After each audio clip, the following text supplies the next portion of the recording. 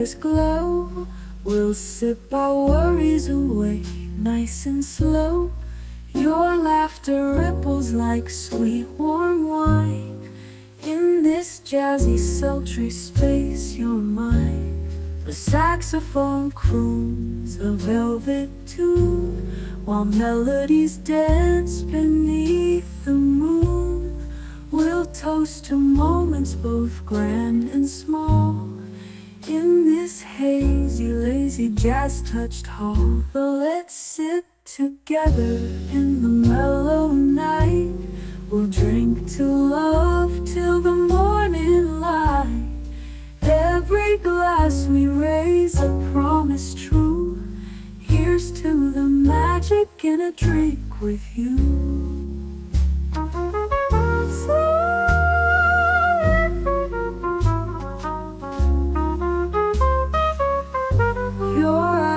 They sparkle with every click, sweet rendezvous over a simple drink.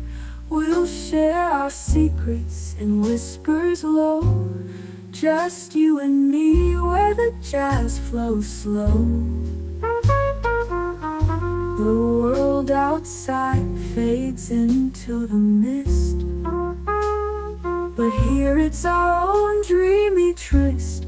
With each sip our worries drift away. Let's stay together till the break of day. So let's sit together in the mellow night. We'll drink to love till the morning light. Every glass we raise a promise true. Here's to the magic in a drink with you.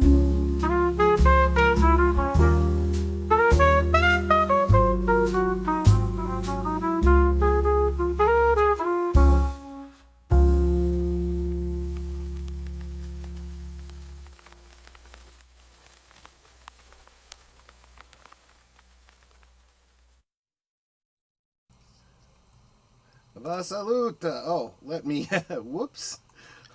Let's change this around a little bit. There we go. I did not do a opening monologue today. I want to jump right into it because we have a very special guest, James Rekart. We're going to introduce you to the chat in just a second. But let me first start by saying hi to the regulars. As we usually do. Aged Boomer, my designated driver. How are you doing, my friend, and what are you sipping on tonight? I'm doing okay, suffering from a bit of an allergy today, but I have a Coca-Cola Classic, so that's good. Good. Do you take anything for your allergies, an antihistamine or something like that? Sometimes Benadryl. I use some of that, the Flonase, the stuff you just, stick up your Yeah. nose and you Yeah. couple squirts and you're good to go, right? I don't Yeah, be careful with that stuff. You can get addicted to that, and then it stops Really? working. And Well, I've only yes, used it twice, so that's good. Okay. yeah. Right. Yeah, there's a whole stream on it on Wendigo's channel. Go check it out. Wendigoon. Wendigoon. Yeah. I've heard people complain It's about it's actually pretty well known. I would actually talk to your doctor about it. the It's doctor's what recommended it, so okay, well, Oh. maybe I get a second opinion. Yeah, Okay. there you go. Fair enough. And Netter, how you doing? And what are you sipping on? I'm doing pretty well. It's Friday, so my work week is over, and I am currently sipping on a Netter's Nectar. It is my Malibu rum, along with pomegranate. Pomegranate juice. Awesome.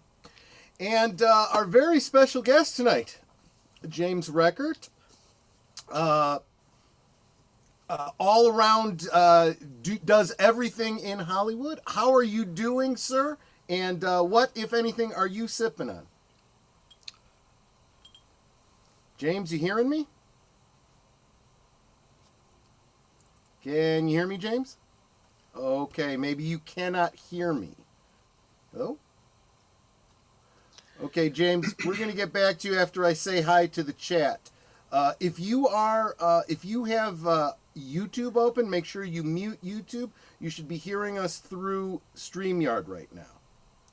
Let me say, oh yes, EV Mods. I'm sorry. Yes, I forgot. We don't use StreamYard anymore.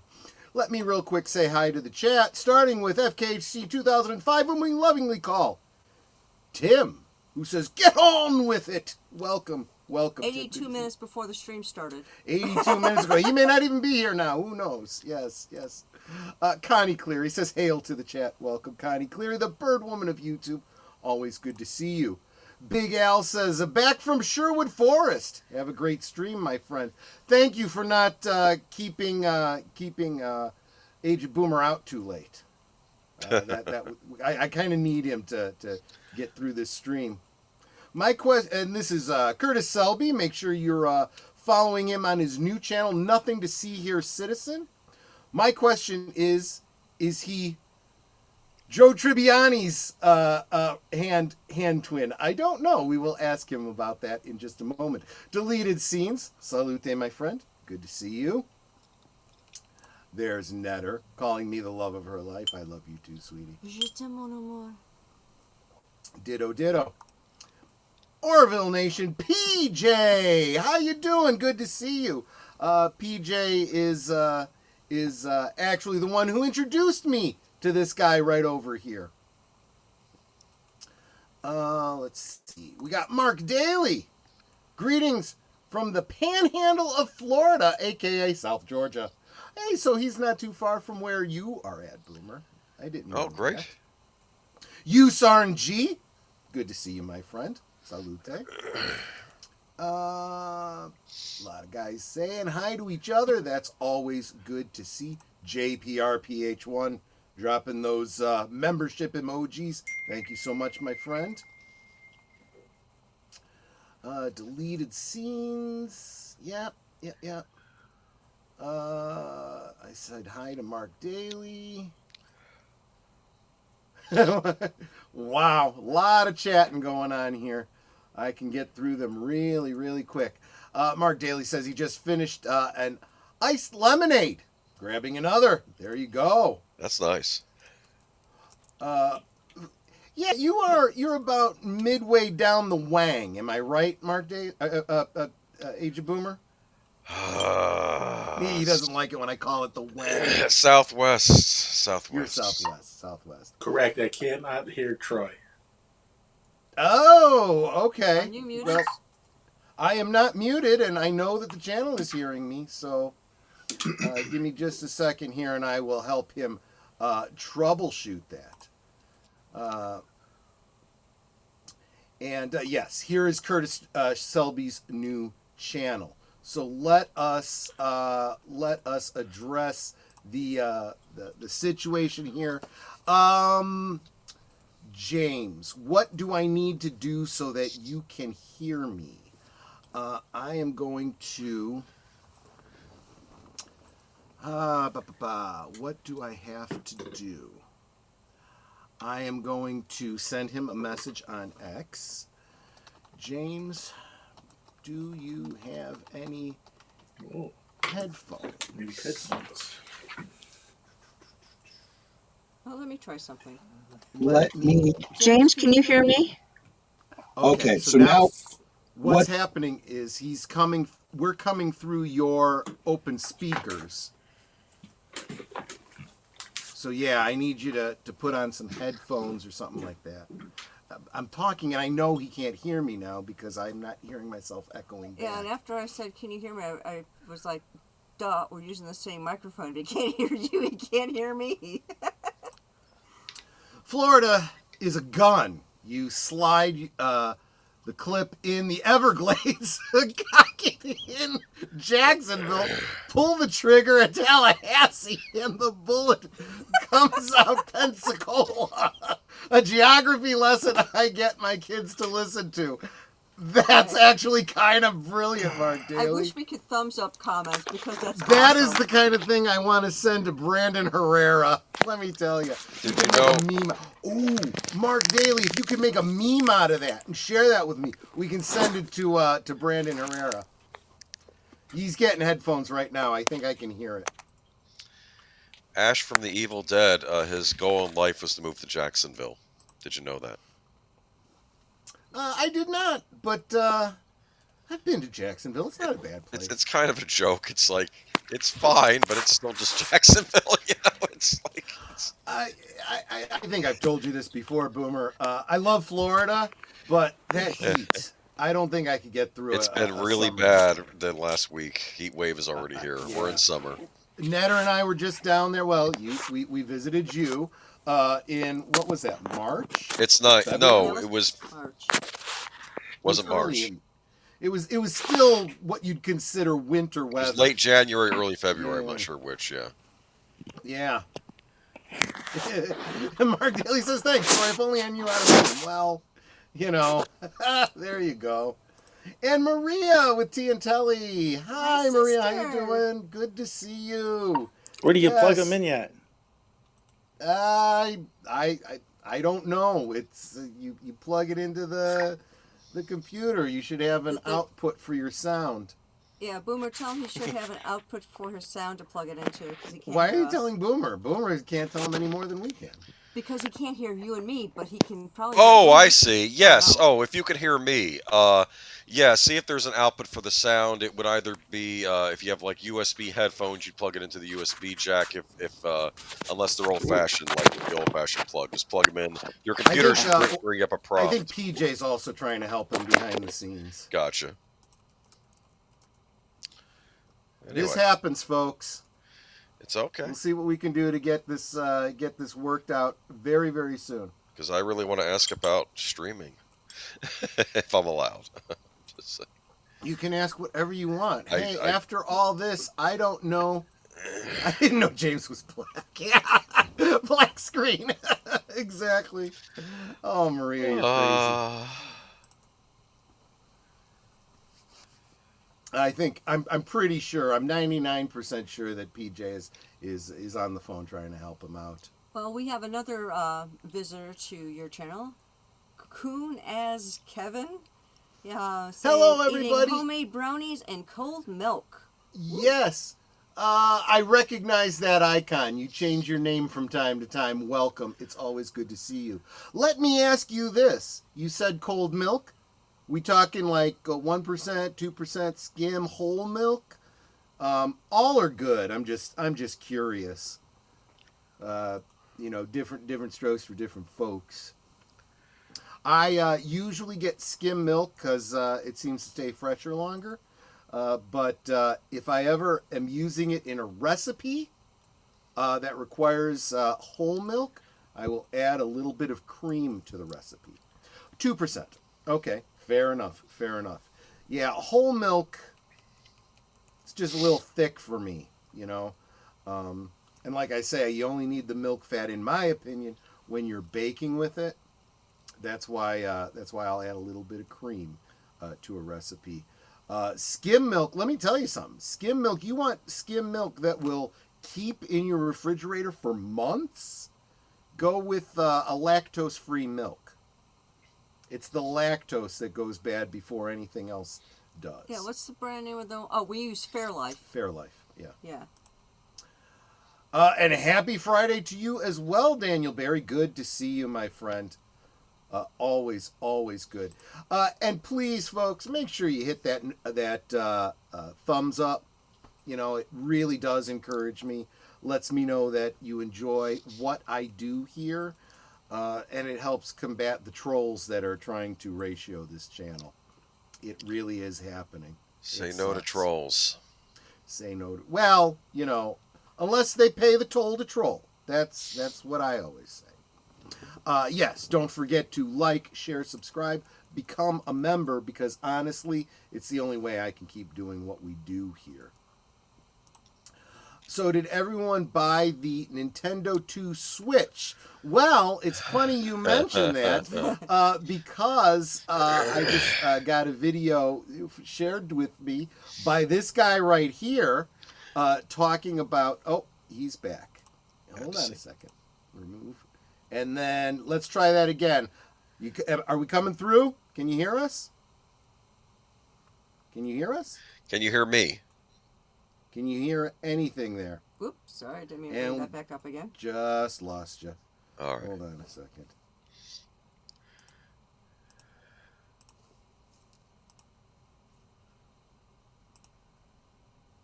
Okay, I got you here twice. I think this one needs to go.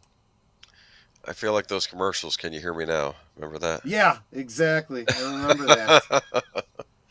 That was the early days of cell phones. I remember that. Real quick, I want to say thank you so much to Geek Flag with Nate Knows. He says hi, Troy, Netter, and Boomer, and welcome to James. James is having a little bit of difficulty right now. We'll get him in. We'll get through it. As far as the Switch 2 goes, though, we were saying. Yes, so you sent me a video. Was that from that was Smash JT? Yeah, him and his son were talking. He was about doing it, an unboxing yes, of it, yes. and it was the most adorable thing. Yes. Him and his son. He's trying to do, the streamer thing and thanking people for the gifted memberships and the super chats and stuff, and he's obviously coaching his son in the protocol for streaming and so forth. It was really kind of sweet. They didn't get into any actual gameplay or anything, but they did bring up the screens and were showing the interaction. I guess he liked the fact that it was slightly larger than the previous iteration. It's larger, yes. And of course, I want to say bonsoir to Nate. Yep. He gave a $2 super chat. Yes, he did. Saying hi, Troy, Netter, Boomer, and welcome, James. Thank you. Maria is following the stream from her phone, so she can't necessarily. She's with Mama Telly. Give Mama Telly a big hug for me. But yes, show all the love to Mama Telly. Let her know we appreciate her. If for no other reason than she provided the world with lovely and talented Maria of Tia Telly. Make sure you check out her channel. I believe she is going places. And she has some great content there. She occasionally has a beautiful assistant offer some content on her channel as well. Is there tea drinking on Tea and Telly? No. There has been. Okay, there has been. She's done a stream or two, or just a video or two about. But Tea and Telly are, I believe they are references to her kitty cats. Oh, I see. Their names aren't T and Telly. They're not? No. I thought that with Tea and Telly meant her cats. Okay, maybe I misunderstood. Okay. Netter would know better than I would. She's intimately involved with the channel. Oh, stop. Mama said hello and hugs back. Good. Are you able to share the stream with her? Can she hear us? I am with Netter's help and a little bit of indirect prompting from Mark Melnikoff's wife. I am getting properly chastised in my use of blue language.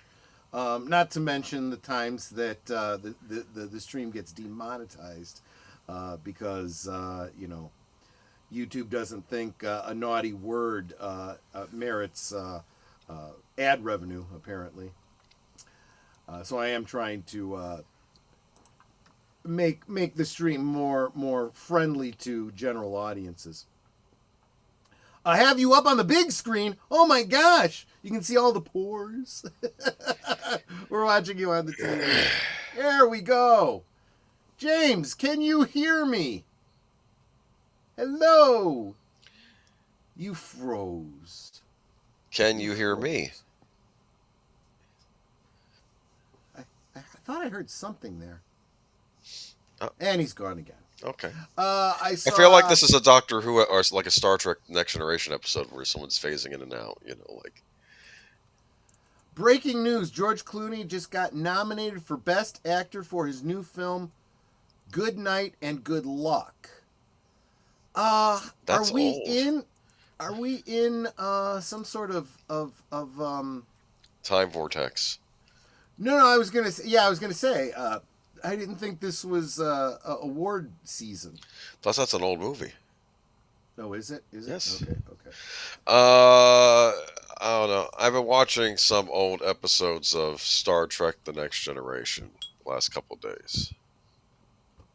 Did you, by chance, see the most recent Doomcock video about Star Trek? I have not. I shared it on the... I will look for it. Well, I shared it on the Carton the Klingon Cleric page. All right, I'll look for it. I should probably share it on the last call page, but he basically said that he's had a lot of rumors he's been sitting on that he could not confirm, and that just sounds so bizarre to him. He has a hard time believing them. So he's saying, I am not saying these are true. I am saying this is what I've heard, and you can suffer with me in my confusion. But what he was basically getting at was that apparently the current presidential administration is taking interest in specifically Star Trek. Now, obviously, this ties into the Paramount CBS merger and the lawsuit that the administration currently has with CBS. So that kind of makes sense. And as bizarre as it seems that the president would care about Star Trek specifically, knowing what I do about the current president, I know not to take anything he does or says strictly at face value. It's usually a negotiation tactic. So I really believe that... so let me make sure I'm understanding you, PJ. You're saying, yes, you do think that the news from Doomcock is true? It definitely has a ring of truth, and I was getting to it. Yeah, it's all about disclosure. Yeah.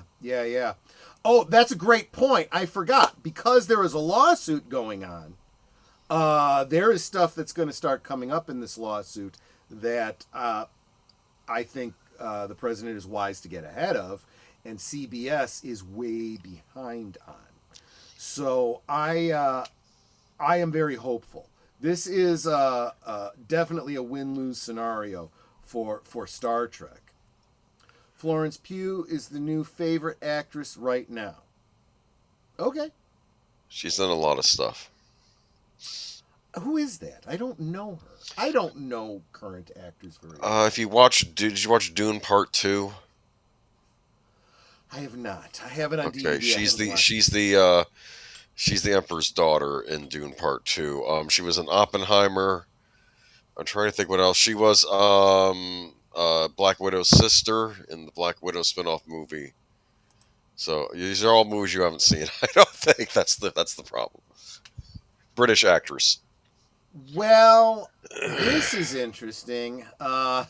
U.S. Space Force, you can tell that was going to end up as a copyright lawsuit. That's interesting, Jesse. I'm not sure that the government would push a copyright lawsuit, but then again, we live in a time where... Or is it a copyright lawsuit against them for the Space Force symbol? The Space Force symbol predates Star Trek. I think I've looked into that before, but yeah, that would be a very strange one. Plus, they didn't bring it up until now anyway. They could have brought it up years ago. There are statutes of limitations on such things. You're absolutely right. Man, this is why I got you here as my designated driver. You think about these things. I do. Well, I think about, like, I watched the episode Deja. So, what I'm hearing here, Mark Dahley, is I need to see Oppenheimer pretty damn soon. Okay. Never has stepped away from the computer, by the way. So there's an awkward scene with Emily Blunt looking at her husband in one part of the movie. That's all I'm going to say about that. Anyway. I like Emily Blunt. I know. Emily Blunt. Yeah, she's the... She should have been Sue Storm, in my opinion. Yeah. Okay, so I don't know if you're hearing me. Nod yes or no if you can hear me, because I'm not hearing you now. Nod yes or no if you can hear me. Yes? No? Yes? No? No. And it looks like he froze, too. Okay. Maybe it's an internet issue at where he's at. I feel like we'd get pixelation and slow. Oh, well, maybe. Slow if that was the case. So Star Trek sue the government for copyright. Yeah, that would be an interesting one. I would think Roddenberry would be honored but maybe I'm well. But let's face it, Roddenberry's not even no. Yeah, that's right. Such a thing would have had to have happened years ago. The Space Force is much older than most people realize. Beer bread. I have a piece of beer bread that Netter has brought me. It's literally a very simple bread mix that uses no yeast. It uses beer as its leavener. And I'm going to give it a try right now. Usually, I very much like the beer bread she makes.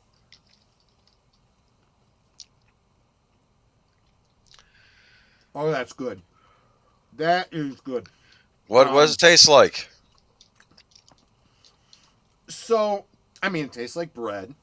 It's very much a hearty, very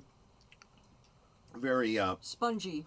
mouthfeel. Yeah, it's a dense bread. I probably would not use this for sandwiches. I would use this as your, as you probably would, like if you were doing a garlic bread or something like. Oh. This is really, really good. Yeah. Does it need butter or is it good by itself? Well, she's got butter on it, but I'm sure it would be fine without it. It's actually made with a lot of butter, so it's got a buttery flavor to begin with. What about beer cheese? Oh, is that the spread stuff? Yes. I've had that before. That's pretty good. People usually use it for pretzels. I didn't know, but yeah. And I'm gonna sound like the crazy American, but I happen to be one who likes what is it called? Marmite, I think they call it in the UK, and Vegemite in Australia. It's basically the same thing. It's the sediment at the bottom of the barrel after you make beer, and it's a thick, yeasty kind of very, very strong flavor. They spread it on bread and crackers. Very, very little. You don't want to use too much. I like it. But it's a very much an acquired taste. You've got to like that kind of flavor. Let me back up here because I missed some comments. People are talking about Emily Blunt. I thought the suit was about 60 minutes. Editing the... Yes, it is. That's the primary issue. But there's also the... at the risk of sounding like I'm taking the other side on this, the weaponization of the regulatory commission, but I think that's overstating it. I think it's the appropriate use. That's what the regulation commission is supposed to do. So that's a whole other thing. I might talk about this a little bit next week on Liquid Lunch. Emily Blunt as Sue Storm. F no, and I like Emily Blunt. Well, think about it this way, Nate. Emily Blunt, because her husband should be the one playing Reed Richards. Yeah, John Krasinski. That's what everyone was thinking. Look, I don't really care what anyone is saying about Fantastic Four now. I was out as soon as they said that they were not casting Krasinski, and they decided to give us the Mandalorian. I said, screw that. I'm done. I'm out. And it would have been awesome to have Emily Blunt. If you think about all the other actresses that have played her, if you can accept Jessica Alba, then you should be able to accept Emily Blunt for sure. I would be down with that. What did Curtis Selby say? Let's do a watch party of Oppenheimer on my new channel. I would love to see that. All right. I can hear Troy. Boom! Can you hear there me? We go, and we can hear you. We can hear you, guys. I'm going to suspend the Fantastic Four chat because I want to get to our guest. He has fought technology and he has fought the internet just to be here tonight, and we are so thankful. So, James Rekart, how are you doing, and what are you sipping on, if anything? Well, if I'm sipping on anything, it's Starbucks coffee, cold Starbucks coffee. So, cheers. When you say Starbucks coffee, does that mean you bought it at Starbucks in a cup and poured it into a mug, or you bought the the grounds and you made it at home. We just lost you again. You've gone silent on us again. Can you hear double us? check your microphone.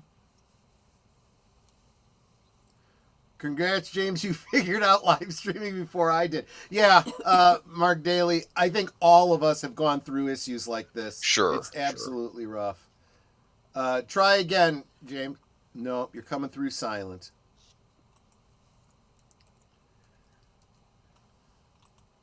It's like, once we can hear him and he can hear us, don't move. Right.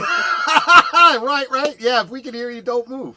But, yeah. I think he's hearing us. Yep, he says, wait a second. He thinks he knows what's going on. Okay. Yeah. Usually with me, it's me going on a diatribe for 2 minutes and then realizing I got disconnected from the internet. That's usually what happened. Normally, I don't eat on stream, folks. You all know this, but Netta brought me this bread. It's so good. And, it kind of serves as a booze sponge. I think a beer bread goes well with whiskey. I think it does. Oh, it's absolutely a booze sponge. That's why I gave you 2 pieces. It's yummy. So excuse me for speaking with my mouth full. I was eating crackers before the stream. Oh, that's good. Club crackers. Just plain crackers? Club crackers. Club crackers, so that buttery flavor. Yes, I get it. I like those. See, I can eat on stream and nobody can see me. That's true. You're not on camera, so you can get away with it. Yeah, but I want to chew. I try not to chew into the mic, though I've done it on occasion. That's an interesting thought. Orville Nation says man hands should just use his hands to sign. If we get the opportunity, we'll ask him if he knows sign language at all. That might be a good idea. So anyway, the episode of Star Trek. Oh, yep. Wait, I can hear you. I can hear you. There we go. No. There we go. And he's gone again. Wait a minute. That was my fault. There we go. I don't think it's the mic. We heard you there for a moment. Heard you there for a moment too. Yep. And then you're gone. Something happened. Just finished eating McDonald's double meat quarter pounder. Oh God. I used to love those double quarter pounders. Oh, those were good. In theory, that's a half pound of beef. That's wonderful. Speaking of, there was a marketing thing. They tried doing a 1/3 pound burger before they did the double quarter pounder. And it didn't sell well because people thought it was smaller than a quarter pounder because 3 was smaller than 4. That really hurts my heart, All right. I can hear something. Testing 1, 2. I hear you. Bingo. Sounds good. Earth to space, rocket Mars. Can you hear us? Can you hear us? Do you hear us? Testing 1, 2, 3. You're not hearing us. So do we get the option? We hear you, but you don't hear us. Is that how it works? Yeah, it feels like it's one or the other. Hold on. Can you hear us? Gosh darn. That's okay. You know what? If we get through this whole stream, and he's probably getting a call from PJ, I'll betcha. If we get through this entire stream and we're not able to actually chat with James, I'm sure we will have him back on again. Not next week. Just to let you all know, next week I've already got a guest lined up. A very, very gracious YouTuber. If we can't get him do this today, then next Thursday he could be on my channel. Yes. If it's available. We next week, and I don't know if I don't think I've even mentioned this to you yet, Boomer. What? Next week, I am going to be returning the favor to a very kind YouTuber who had me on his channel last week.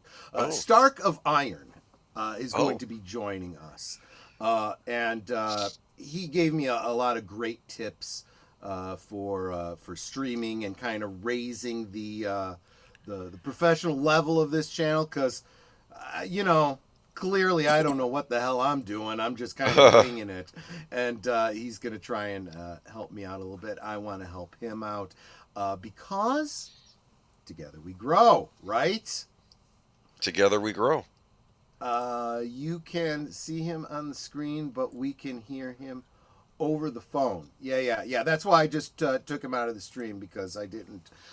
If he has a private conversation, I don't want that going out over the airwaves.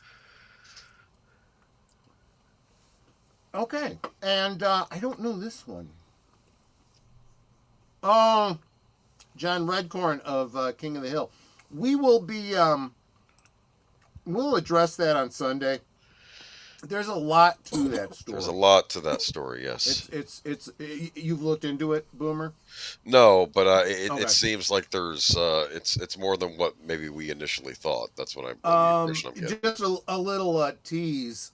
He clearly was having some issues. He showed up at a convention that he was not invited to. Oh. And created a bit of a scene.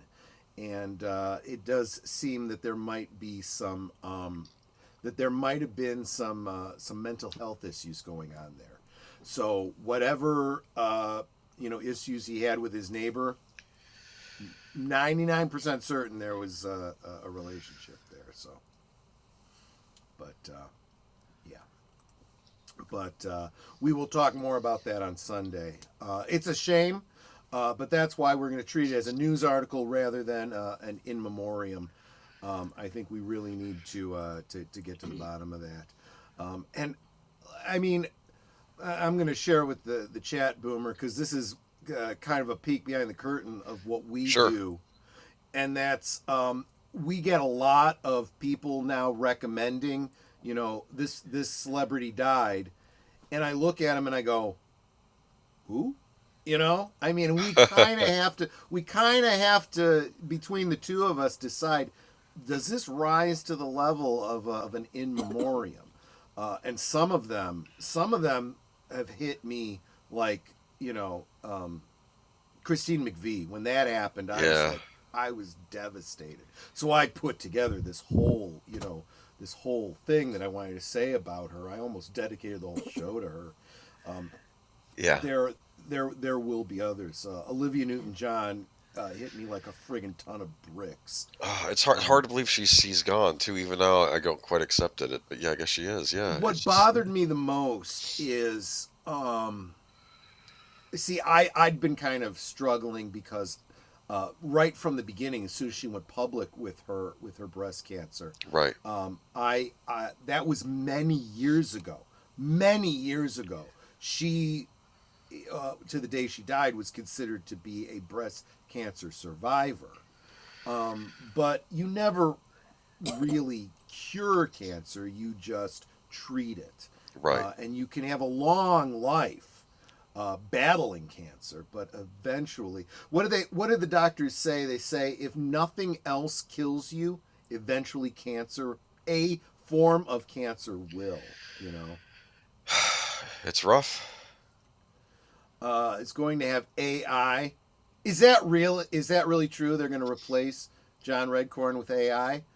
On the one hand, I don't see a huge issue with that when someone dies, replacing their voice. But at the same time, from an industry standpoint, if they're not recasting and they're instead switching to AI, that could be an issue.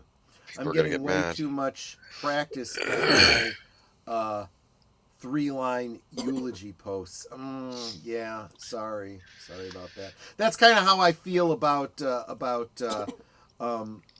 Geeky Geezers. I do clips from Geeky Geezers as standalone videos, and unfortunately, the in memoriams get the most traction. And I'm like, I feel weird about that. But at the same time, that's kind of why the in memoriam exists. Because I feel like we need to get the message out there to honor people. Especially, there's a couple that Boomer and I have shared that may not have been someone you knew, but we're like, I'll bet you know them. I bet you know that face. I bet they look familiar to you. Those character actors that you've seen in so many TV and movies. And you go, oh yeah, But the names that you oftentimes forget the name, but you know the face, right? We lost Loretta Slit. Sorry, Loretta Swit Loretta Swit. recently. Yes. Can't get my head around the fact that Rutger Hauer is dead. Yeah, I know. I thought he would outlive me. Absolutely true. Shatner is still with us, though. Looks like Lilo and Stitch ticks are sales are climbing. Because what competition does it have? Excuse me, That's fine.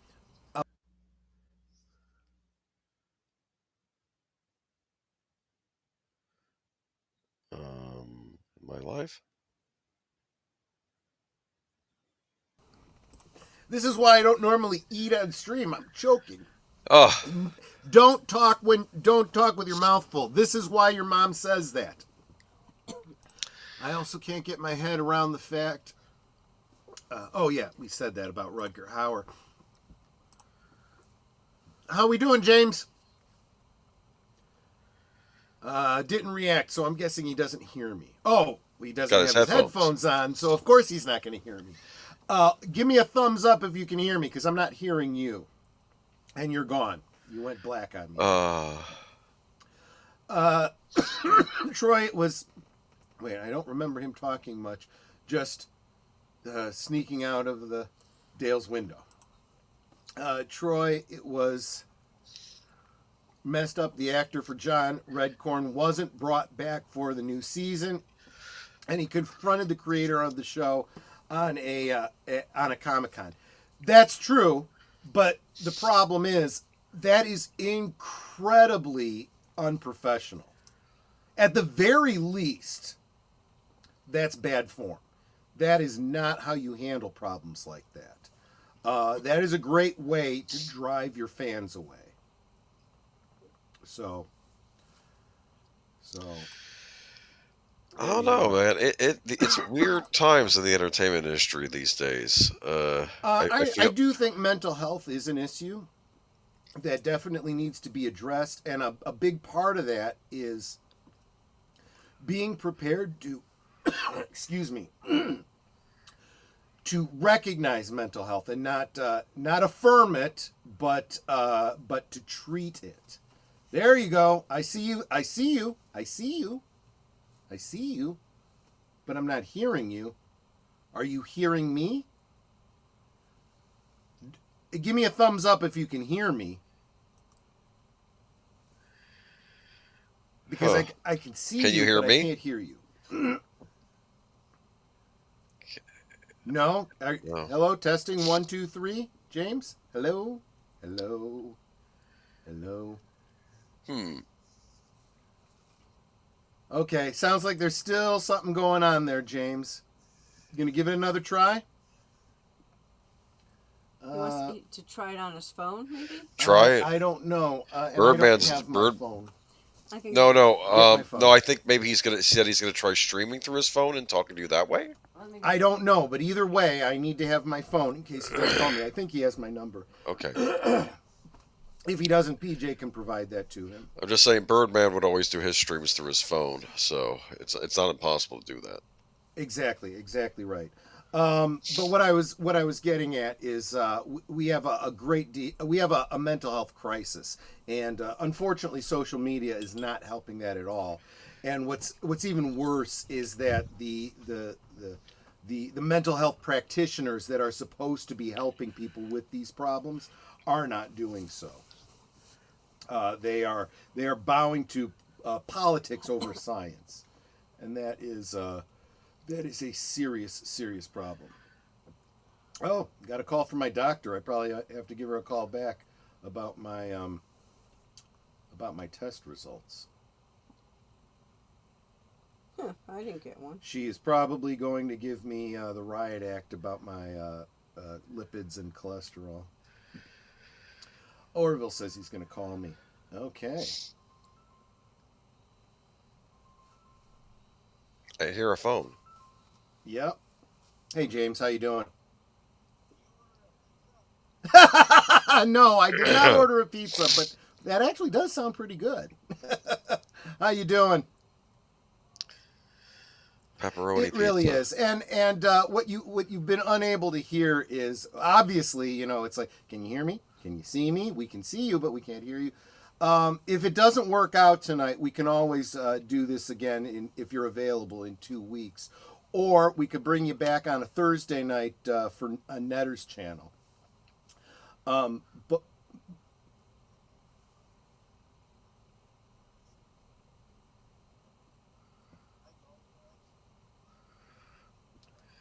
I absolutely understand. Yeah, we've got to work this out so that you can be on camera and that you can hear and see us. And what we might want to do maybe is set up a time and. Just put him on speaker. We could talk that way. Well, I thought about that. I thought about that too, but I think what we probably want to do is get this worked out. And now you got Jesse Guajardo going, pizza. Yeah, that actually does sound good. Maybe I'll I order could a go pizza for tonight. like a pizzeria style pepperoni pizza right now. That hit the spot. I really would. You're no longer invited back to my channel, James. No, I'm kidding. He just suggested pineapple pizza.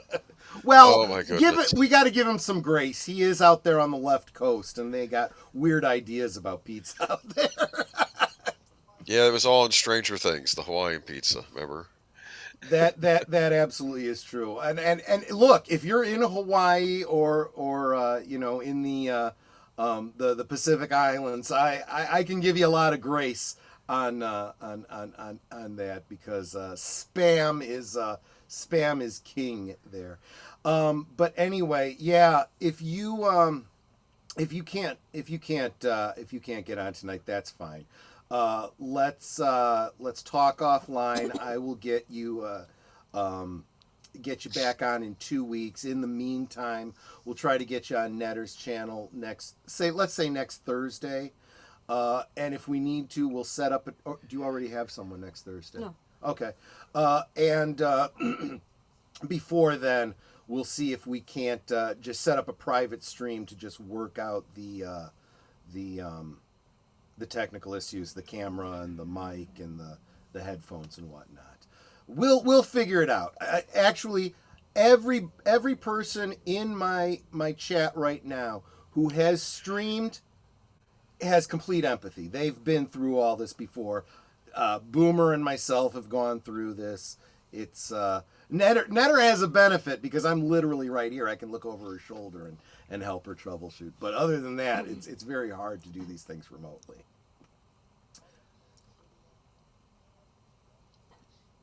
Cool. That makes sense. He says pineapples are originally from the Caribbean. That makes absolute sense. But they're at the same latitude as Hawaii, so I could totally see them migrating to Hawaii and being cultivated there. That makes sense.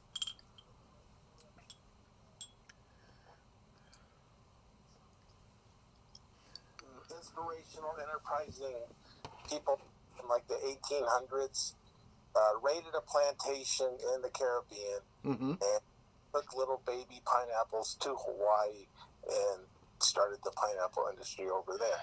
There you go. Oh. There you go. So right now I've got you on speaker and I'm holding you underneath my microphone so they can kind of hear you. No, it's not going to work. There's really nothing that's going to support it. Holding it is. Orville Nation says sounds okay. Try. Yeah, I'm not gonna sit here and hold the mic up like this the whole time. But anyway, James, See if it'll stay. it will not. It is the screen is too thin to support it, and you know it's gonna fall. So. I was using Mozilla Firefox. Should I abandon that and use? I didn't even think about that. Yes, I have terrible issues with Firefox. Take the same link, drop it into Google, and let's give that a try. Chrome, yeah. Yeah, Google Chrome. Right, exactly. I don't have that in here, I don't think. I'm actually surprised. Google Chrome I thought was like pretty standard. Yeah. You usually start with Google Chrome and then you download Firefox. Yeah, I do have Google Chrome in here. Yep, go ahead to go to Google Chrome and use the same link to to come into the studio, and then try that. That should work a lot better. I didn't even think about that. I literally, you'll notice, and I think my chat knows that this happens to me too.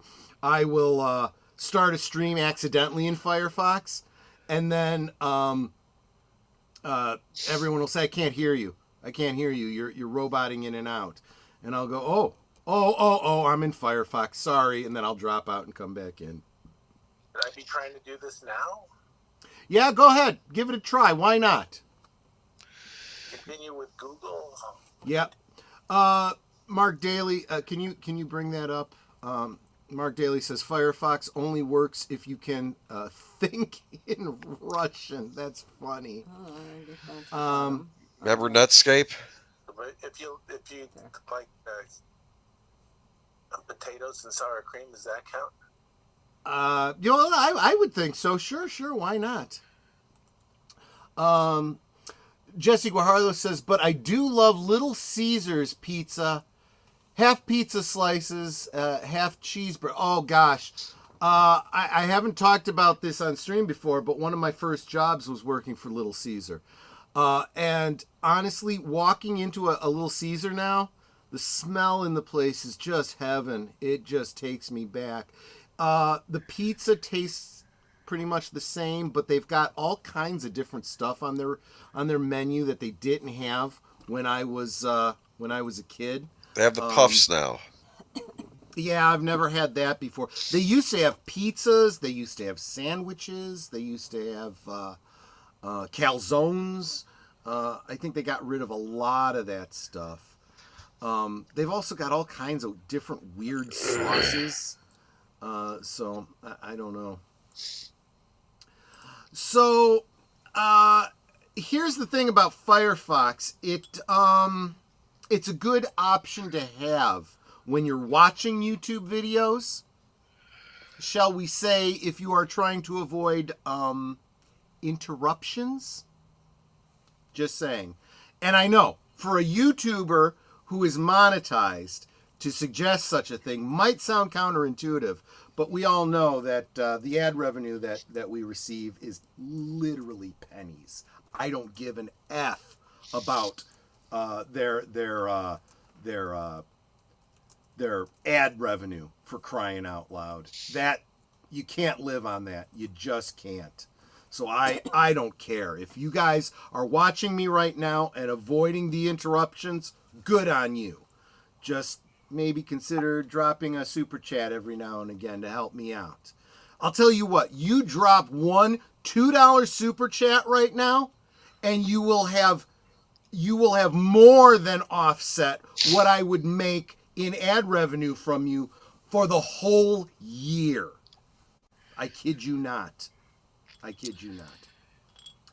So I am going to blow your mind, although this might not be a huge shock to anyone. Caesar's Crazy Bread is the bomb. The founder of Little Caesar also owned the Detroit Tigers and the Red Wings. Now that part I didn't know.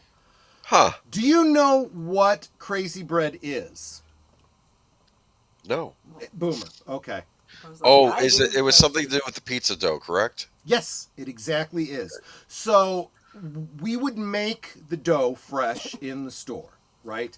And you would weigh out the balls of dough, put them into pans, and let them rest. And then when someone called and said, I want a medium, a large, or whatever, or we needed, some for to go, we'd pat them out and make them. If they sat for more than, I don't remember how much time, if it was an hour or 3 hours, we had times written on all of them, and we'd have to rotate them. When they were done, we would prepare them as Crazy Bread. We'd cut them, we'd throw them through, and that was the Crazy Bread. That's how that was made. Don't freak out about that. It's not like the bread had gone bad. It's not like it was from the day before or last week or something right. like that. It was just a couple hours old, and we didn't want to use it anymore for pizza. We just started making crazy, because the Crazy Bread just went. It just went. Troy, popular. I remember Little Caesar's Pizza having spaghetti on the menu. That one I don't remember. Oh, wait a minute. I don't remember. I take that back. Yes, they had pizza when They had pasta on the menu when I was there, and it almost never sold. That's why I so easily forget about it. More often than not, there was an antipasta salad that we had. That sometimes sold. We have a local place here called Munchie Pizza. Okay, that's in Florida. Did McDonald's have spaghetti at one point on the menu? McDonald's tries all kinds of crazy things. It's a bread made with the little Joker. Crazy bread. I get it. Thank you so much for the $5 super chat there, Mark Dahley. I probably owe you for my hookers and strippers joke a couple weeks back. No, jokes like that pay for themselves, but I do appreciate it. Let's try that again. How's that going there for you? Well, okay. I can hear him. You can hear and see. You are a little bit choppy, but I can hear him on the... You are hearing me, right? And we lost you again. You're good. Okay, I am hearing some feedback.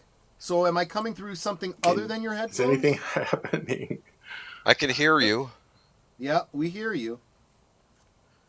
Come back again, James. Gone. Back. Hello. How you doing? Hello. Can you hear us? Can you hear us? You cannot hear us. Negative. Okay.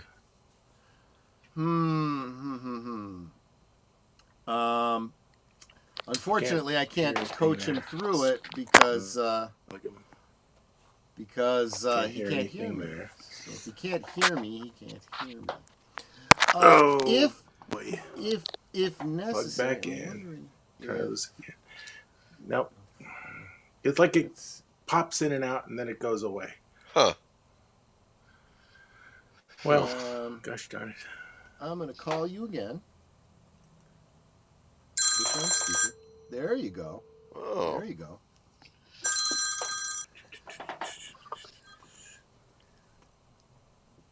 Hello? Okay, Hello? Can you hear me now? I can hear you now. Okay, but you have me on speaker, so I am coming through your mic. Okay. It's the mic on the iPad. You're coming through on the speaker on my phone. Right, exactly. And you're hearing me through my mic on the... I'm hearing you through both. I'm hearing Oh. you on your mic, and I'm hearing you on the phone. Oh, okay. I don't know how to shut one off. Let's see. Let me think this through. You can mute one, maybe? Well, if he mutes the phone, he's not going to be able to hear me.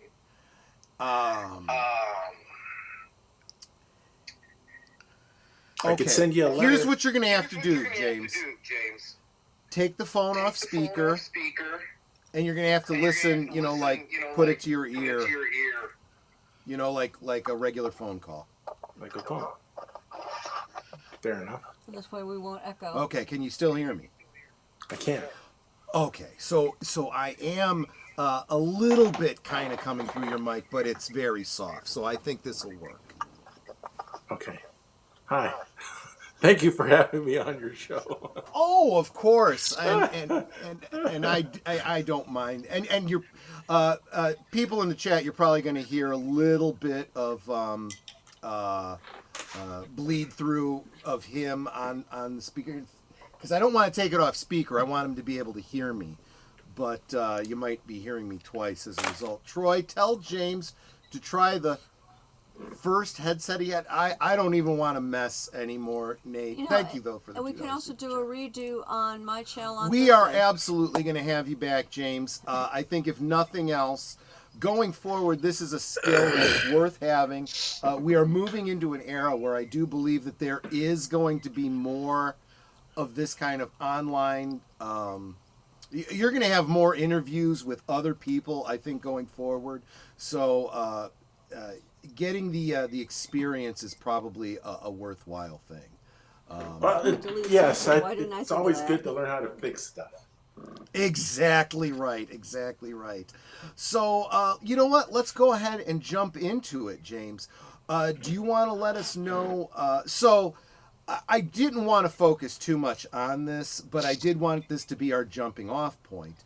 The touchstone is, I think, a lot of people. You on X, and by the way, links down below in the description for his IMDb and his X account. Make sure you're following him. You're branded on X as James Manhand's Rekart. Yeah.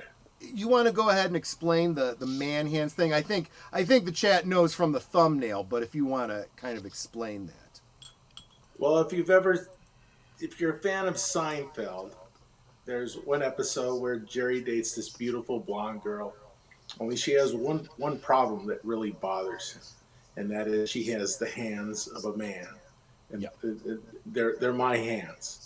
So, and he takes her out to dinner, and it's sort of a funny little scene while they're eating and stuff, and she's, they're cutting back and forth from my hands to her face and stuff, and she's just acting like everything's fine and normal, and Jerry's kind of like freaking out. But it's a funny episode. Supposedly, it's shows up as one of their more popular ones, I guess you'd say. Mm-hmm.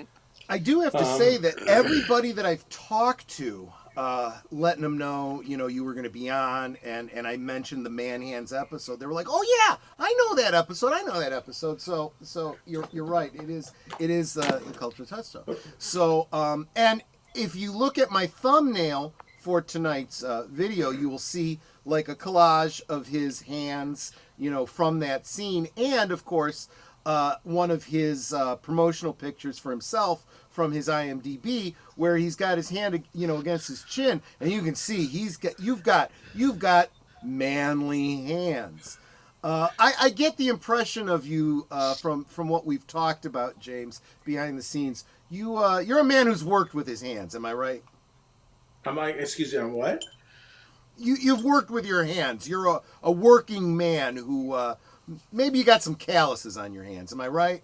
Yeah, I've got some scars. I got one scar. It's kind of it runs across the palm of my hand. It's probably about 3.5 inches long. Sure.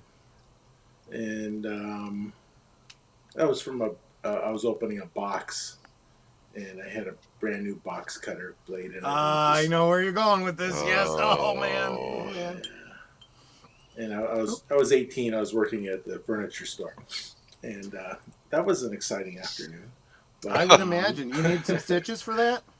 No, actually, it was really weird because actually we went rub some dirt on it and walk it off. You'll be fine. Almost. We went. A couple of the warehouse guys. We jumped in their truck and we went down to the dock in the box. The urgent care, and they gave me a shot of something, and they put the most stickiest tape in the world on it and just taped it shut. Yep. So I can tell you exactly what they did. They gave you an antibiotic so it didn't get infected. And then these days they probably would have used, before they put anything else on it, they would have put liquid skin on it. But that tape does basically the same thing. You're literally taping it closed. So that it can heal, and you're gonna have a scar, but who cares, right? It's just a line. Exactly. What I wanted to ask, so of all the things that you do with your hands in that one episode, the one thing is breaking up a lobster. You got and it. honestly, I love lobster, but as I'm watching it, I'm like, that looks painful. Did you hurt yourself on the lobster? Well, the lobster was dead, but he still got me. I'm not surprised. One of his spines stuck me, and I was like, and there's like the whole crew and extras and all these people in the restaurant pretending they're in the restaurant are there, right? And so I'm like, and right away, all these people were like, "Oh my God, he's bleeding! Oh my God, quick, somebody run out and get the nurse!" And I'm like looking around, like, who's bleeding? I'm like, You didn't realize you were bleeding. I see. I knew there was a little bit of blood on my hand, but I'm thinking someone's actually bleeding, Yeah, I get you. And so, these people come running up with, towels and stuff, and I'm like, no, I'm fine. We can keep going. We don't have to stop for 10 minutes or anything. We just keep going. I'll bet you there's Jerry's probably legalities and stuff they were concerned about. Yeah, probably. So like Jerry's sitting across the way. I go, let's just keep shooting. Let's get this done. He's like, and he was like really happy to hear that. He goes, okay, good. So we just kept going, you know, and afterward, I'm like, kind of like, I mean, like when I used to do construction, we'd be doing stuff and Yeah. it'd be like stuff, and someone go, Jim, are you bleeding? I'm like, let me check. I'm like, oh yeah. Yeah, I don't want to leave red marks all over the wood. Yeah. Yeah, we don't want to paint the house red here, So I have a very high pain tolerance, so it's just like, I dig it. Yeah, it's not. Maria with T and Telly says, "Please tell James I'm so happy to see him. I can't wait till he is ready to do more Francesca." Yes, you have done voice work for her, haven't you? Oh, right, a little bit, yeah. Maria's really nice. Maria's a sweetheart. I think we were involved. We did some work with you and her on one of her Francesca skits. I believe that's true. Yeah. Yep. Yeah. So speaking, and we're gonna start spiraling outward from here. So you had a history with Jerry Seinfeld before that episode. How did you get to know him and thereby end up as Manhand, so to speak? Well, I guess it's a matter of just sheer coincidence. I was going to the James Best, who's better known as Roscoe P. Coltrane, Dukes of Hazzard. Oh. I was going to the James Best Theater Center and taking acting classes and stuff. And meanwhile, this guy was sitting next to me for a couple months, and it was Jerry Seinfeld. And then, he was there for a little while, and he went to New York and became the Jerry Seinfeld we all know and who, became famous and stuff. Yep. And so when I went to this little audition thing for the hands, he was on the other side of this table, and I sort of reminded him of that. So, I don't know whether that helped or not. Probably, I imagine. But he's like, oh, yeah, I remember that class. I remember Jack Lucarelli and all these people. Yeah, So, well, if nothing, cool. If he didn't remember you, he remembered the circumstance and knew you probably weren't making it up. Right. Yeah. Exactly. Yeah. That's true. There you go. Right. That's really awesome. Look, this is what it's all about. It's about networking, right? You know somebody from somewhere, and maybe that influenced you getting the job. Maybe it didn't. Who knows? Personally, part of me thinks even if that wasn't the case, you might have probably still gotten the job because your hands are just iconic. You are. So I'm going to share a little bit about James and I were talking. Last week, getting ready for this stream. James is just a down-to-earth kind of guy, salt of the earth. He's a working man. He's the kind of guy that if you hadn't seen some TV show that he'd been in, you'd never know he was in the entertainment industry. He's just a good guy, and but he's a guy who has worked all his life, and that's why his hands are the way they are. Actually, you have more manly hands than I do, I think. And I've worked my whole life too. We got to get you a ball to squeeze so your hands are a little. Yeah. Well, I mean, this strength this way, I'm strong at least in one hand anyway. But anyway, let's say hi to Eye.G.O Outlaw. Saying hi to Maria. Good evening, folks. Definitely make sure you're following Eye.G.O. He is an incredible storyteller, published author. Definitely want to be following him if you aren't. We're probably past due, Adega. We got to get you back on the channel. Definitely got to get you back on Netter's channel. Make sure you reach out to her. Would love to have you on Thursday things. I want to say he's definitely a bright guy, and he's quite witty too. He is. You're absolutely right. Yes, that's true. I kind of forget. James is for all the entertainment industry talk we're going to do tonight. James is also very clicked in with Maria and PJ and Adega and that whole community there. So he's one of us, is what I'm basically saying, guys. So James, you've actually been in the entertainment. I mean, you've been in the entertainment industry long before you were on Jerry Seinfeld. You want to tell us a little bit about how you came to Hollywood and how you came to be in TV and movies? Well, start from the very beginning. It's a great place to start. Sometimes little kids get ideas in their heads, and I used to like this show with Robert Conrad. It was I thought it was a really exciting show. It was a Western. It was the Wild Wild West. And I used to watch that, and I was like, that show. I love that show. Yes. And one day I realized, the guys who are having the most fun on this, and I had no idea because I was like 9 or 8 or something. Sure. Are these guys called stuntmen? Those are the guys who are having the really good fun. I didn't realize or know that they're actually getting bruised and breaking bones and stuff probably. Yeah. But then I wanted to become a stuntman, so that was my. So I used to tie a towel around my neck and jump off the wall onto a mattress and all that stuff. And, like Superman. Yeah, like Superman. And coincidentally, the junior high school I went to, there were in Chatsworth, there were a bunch of kids whose dads were stuntmen. Yep. So I went over to one of them's house and I told Kim Kahana what I wanted to do, and he's like, he kind of was interested. He goes, okay, well, when you're 18, come back and knock on my door and talk to me. So I did. Yeah. When I turned 18, it was like I didn't grow big enough to play, I'm only 6 foot tall, but I can when I run into you, I'll run into you as hard as I can. But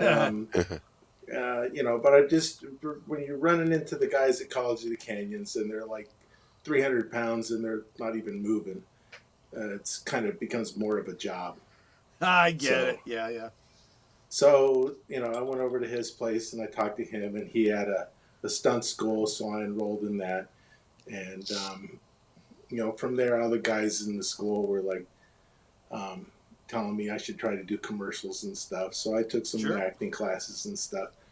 And I don't know, I just found that to be the hardest thing in the world. It was just so challenging to do. Really? So really, really hard. I mean, I just found it really, really completely hard to figure out how do you do this. And so, So wow, that's interesting. I wouldn't have expected that. Real quick, I wanted to point out that Curtis Selby says James is the original Colt Seavers. Yes, the fall guy. That's exactly what I was thinking when he was saying that. That's kind of funny because when I was at the at Kahana's stunt school, I had a '68 Camaro, and I had the idea that for a personalized license plate I should get Fall Guy, and I never did. Right. And then they came out with the TV show, and I was like, oh man, I could have sold it to him.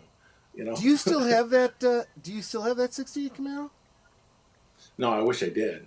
Oh, that's too bad. My uncle has one. He had it completely refurbished. It's a convertible, and he loans it out to go to car shows and whatnot. Beautiful. Is it the SS version or the Rally Sport or? I don't know. I'm sorry. I don't know. But good question. What were you saying, Netta? Is he Joey Tribbiani's hand twin? Someone asked that earlier. Somebody asked that. Have you ever done any work on the show Friends? No.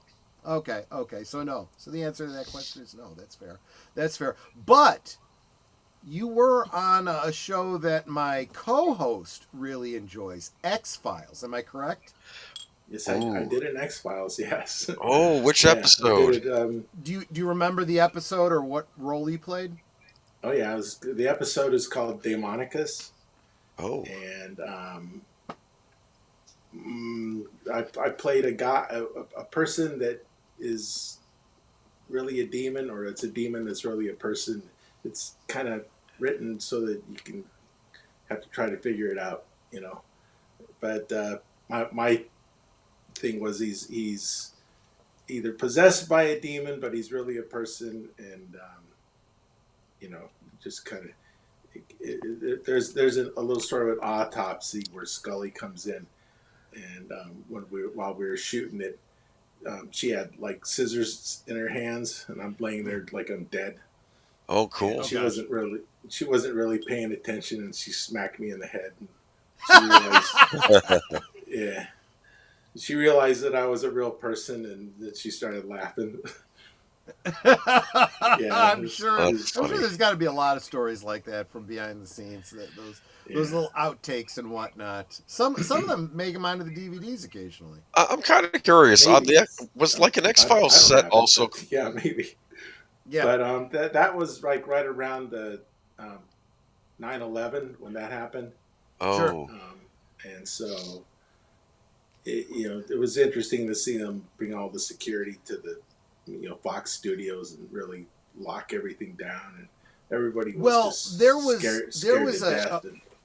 there was a big there was a whole storyline that X-Files did in it prior to 9/11 that caused a lot of eyebrow raises that had to do with the abduction of a plane flown into a building. oh, And, that was Lone Gunman.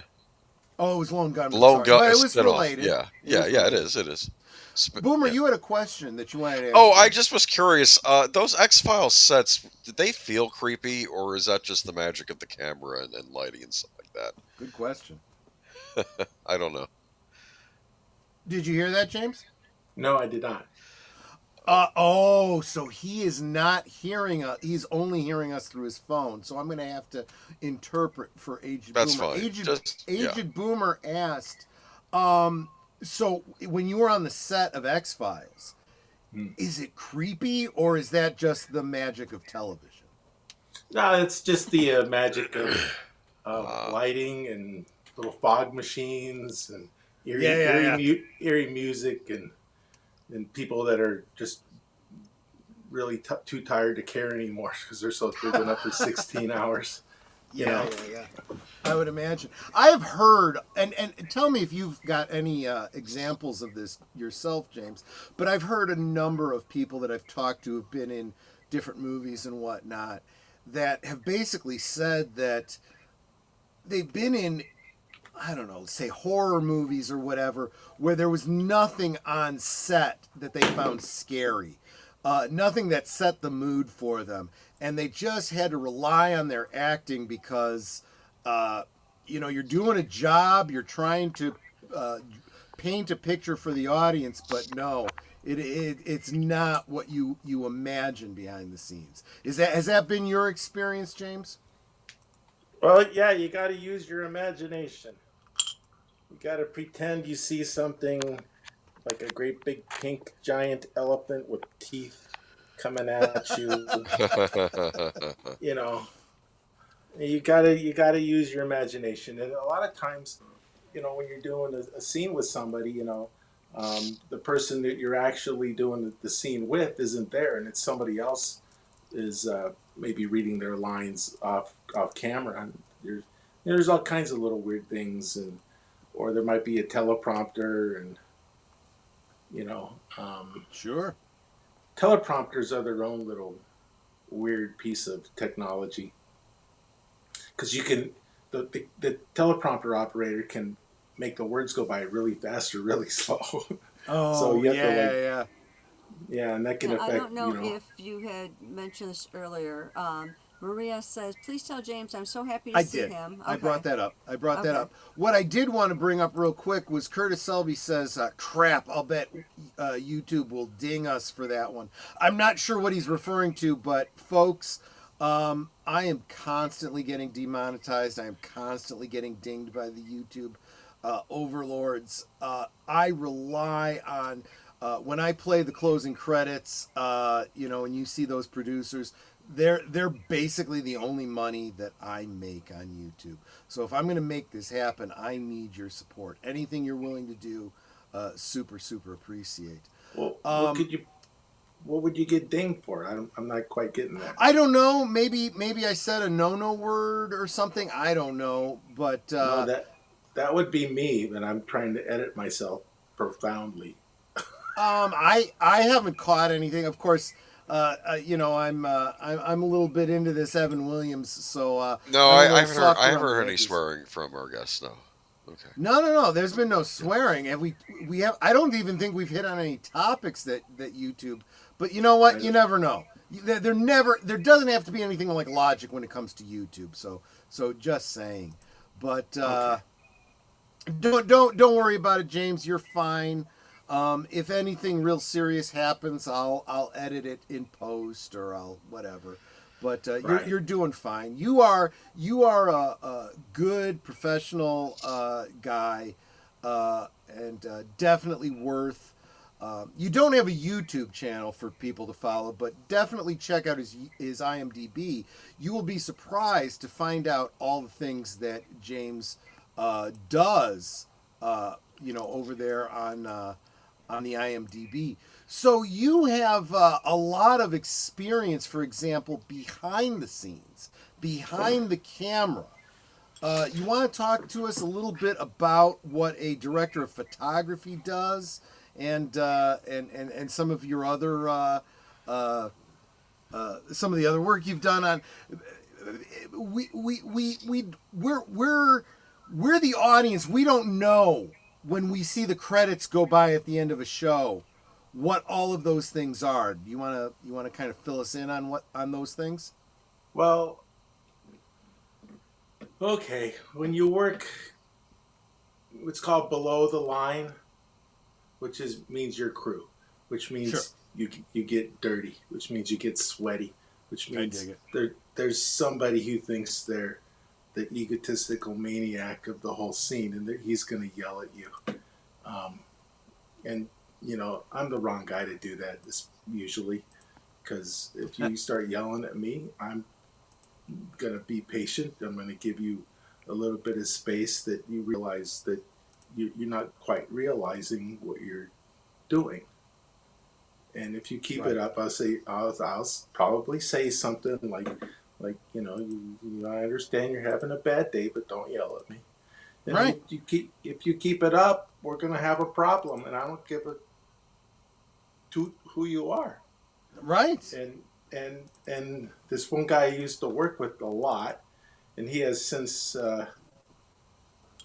sabotaged and suicided his whole business and career by opening his mouth apparently around the wrong people and saying the wrong thing to the wrong guy or something. I didn't quite understand what exactly transpired, but he went from making well over $300,000 every year to making zero within a month. Ouch. Yeah.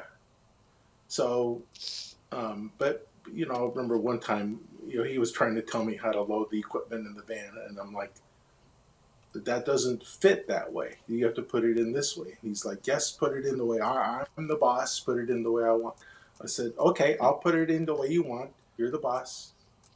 So I did it, and then I had to stop. And he goes, what are you doing? I said, well, you wanted that thing in there this certain way. And now I'm at the point where nothing else, all this other stuff that's outside won't fit in because you wanted it that way. So I remember it was like 12 o'clock at night, and he's yelling at me and stuff. I'm like, you wanted it this way. If you don't like it, you unload the rest of the stuff, and you fix it the way I said now. Yeah. Then everything will fit. And it did. And everybody was laughing at him. But he deserved it. And yeah.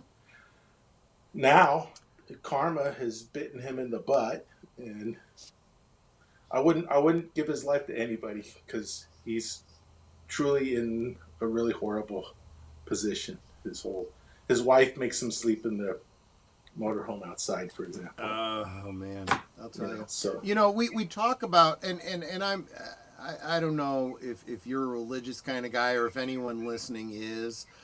We talk about karma, but I do believe that a lot of the religious belief we have is based on just common sense and reality. Karma is in my opinion just the natural ramifications of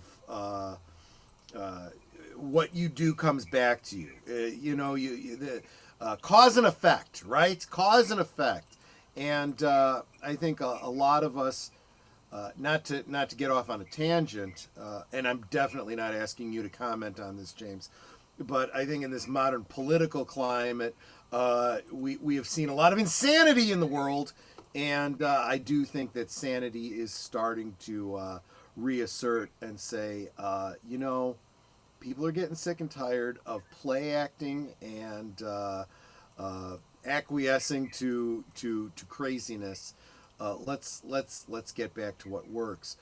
They say the basics of economics is sell a product that people want, and you will make money.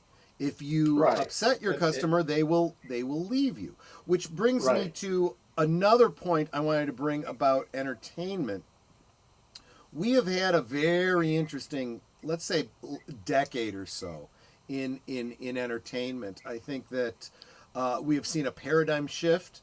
That's why I'm here on YouTube, and so many others are doing commentary on YouTube. The average citizen is now given the ability to comment on news and entertainment and so forth, and people are actually paying to follow them. And I feel like the entertainment industry is on the losing end of that. Has that been your experience, and do you have any thoughts on that, again, without getting too into the political realm? Well, I have a whole lot of comments on that. You said when we were talking on the phone the other day, you made the very brief, and I think it's overly used. You said something about go woke, go broke. And Yeah. I have a different one. I don't really like to use that one. I don't think it. I think what applies to everybody more so is no matter what your belief system is, make the honey, get the money. Yeah, no, that's a very positive way of putting it. Go woke, go broke is a very negative way of saying it, but your way is more positive. Make something sweet. Make some honey. Everybody likes honey. Make something that everybody likes, and you'll get the money, and everybody will have jobs, and everybody will be happy, and everything will be good. I definitely feel like, and everybody correct me if I'm wrong, but I do feel like 9 times out of 10, the reason things are failing is because the fans don't like it. And I don't care what the reason is. I don't care if it's some political messaging or, whatever it is, or you just don't write a good story. Let me tell you something. This is not an area that I have seen on your IMDb that you've done a lot of work in, James, but here on YouTube, a lot of us are talking about specific franchises that we feel very strongly about, a strong connection to. So we have a lot of history with, and there's a canon and so forth. And these writers come in and want to change it and make things all different. And people go, no, that is not the thing I love. You are an outsider coming in trying to break it. We are not going to see it. And then these people try to use... No, I can name like four or five things that fall into that category, and they've managed to try to change it, and the fans are going, no, that's not correct. We don't like where you're going with this. Yeah. And we're the ones that crack open our wallets, and we're not Right. going to crack open our wallet. And there I can name like in the news recently a couple, 2 or 3 things just recently. And I read an article about commercials, advertising commercials, and there's like a lot of commercials that have been made in the last few years that you know, the products weren't selling, and the stores weren't doing well either. And so that's changing, or according to this article, it's likely to change. Yeah. You know, it's you know, you need to pay your bills, so you need to do something to. You might hate your job. You might be a garbage man, and my garbage man loves his job, by the way. But you know, you might be a garbage man and you hate your job. Well, you know, you work your butt off and, you know, save your money and enjoy what you get. You know, Absolutely. And I think that most people, if you really think about it, folks, you probably don't think much about your mailman, your garbage man. You know, a lot of the people that do the stuff behind the scenes that make your life possible. I'm going to ask you right now, just think about them every now and again. Remember them at Christmas time. Maybe give them a gift certificate or something, you know, and let them know you appreciate them, because you are reaping the comfort benefits of somebody taking your garbage away and bringing you your mail every day, and all these services. Just keep that in mind. But commercials, you have a long history in doing commercials. Am I correct on that, James?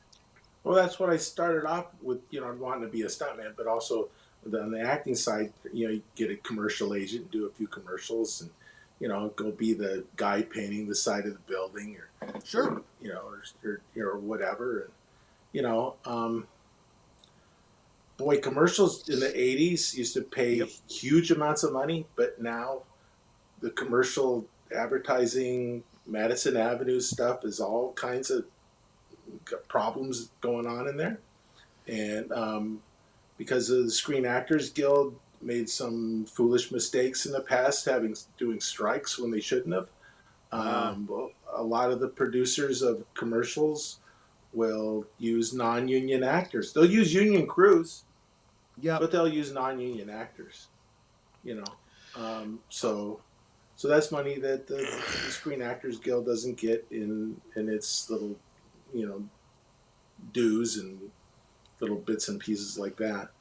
I'm going to speculate on something, and correct me if I'm off base here, but just as the Joe average spectator who doesn't have any other insight into your industry, I know that Netter and I, for example, aren't really watching terrestrial television anymore.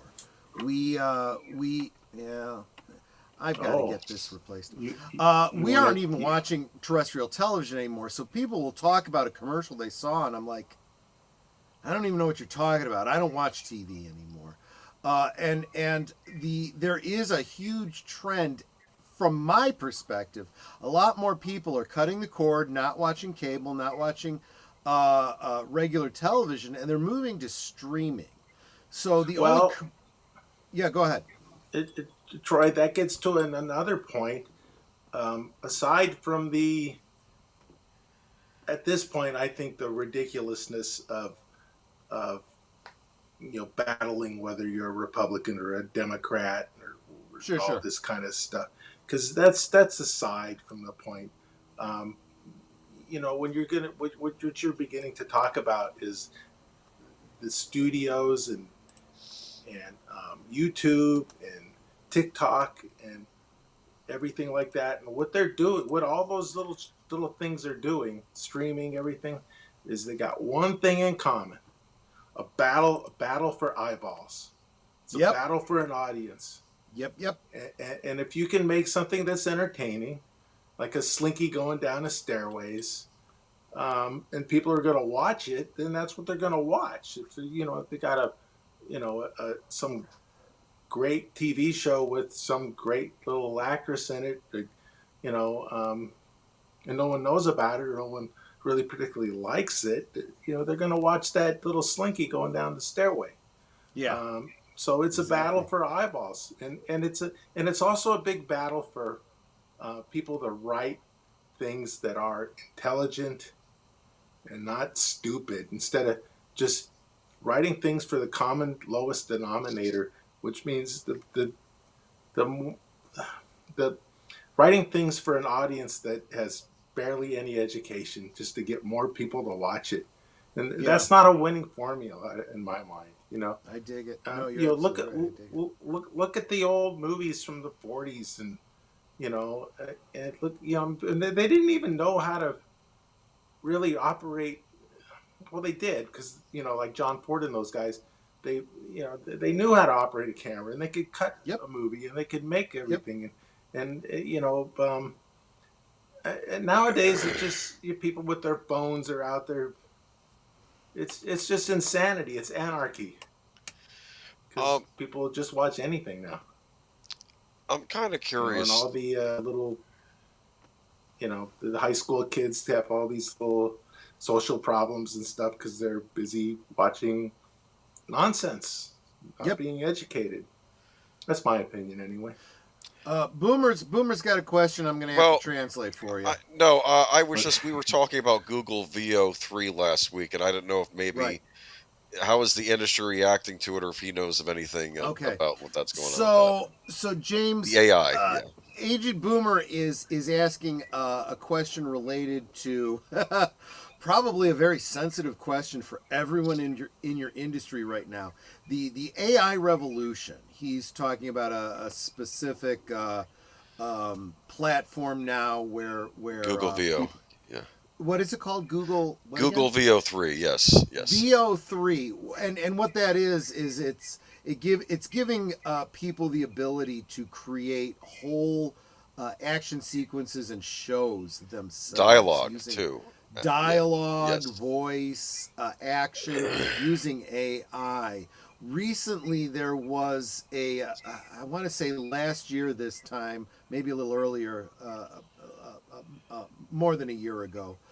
There was a strike going on with the Screen Actors Guild related to AI. They were worried And about writers it, too.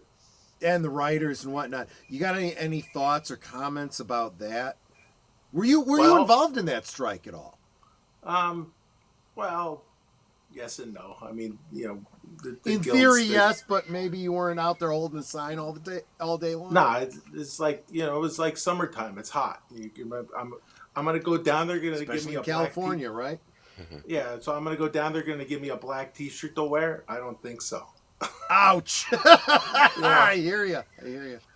So, but yeah, the whole AI thing and computers.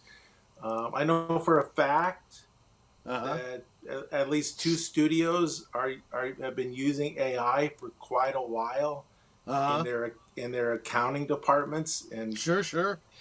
and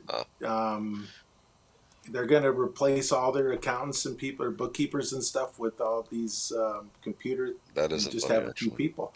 Yeah, And that's just an example. But with the AI, from what I understand, you can sit down, you could write something, and then hit go, and it'll process it in just a matter of a few minutes. It'll create like a little movie for you. Yeah, Boomer shared with me a little. I don't know. It was a treatment, like it was a coming attraction. Glider Man. Show. It was called Glider Man, and honestly, this thing looked really good and really realistic. And it wasn't perfect, but it was like, holy crap! If this improves from here, studios could start using this, and you don't even need actors anymore. It's terrible. Well, it's scary. you don't need actors. You don't need stuntmen. You don't need craft services to feed all these people. You don't need transportation. Well, that's a good point, right? You don't need trucks to haul stuff around. You don't need lights. You don't need lighting people. You don't need any of this stuff. You don't really need editors. Color correction can be done virtually instantaneously. You know, Yeah, there's already and it's been a while now that in Spain there's a modeling agency that has, I think they have 7 AI girls. They're not real people, they're AI girls. And they're absolutely gorgeous, and they make like 70,000 to 100,000 a month. And they're not even real humans. They're not even real human beings. Yeah, exactly. That's kind of creepy. That is really creepy. It's it's funny because we make sci-fi films. Terminator, and what was that one with the AI girlfriend? Her. Her, yeah. Oh, Blade Runner We've got 2049. That was another one. Sorry. Oh, her. Well, there's that. True. Yeah.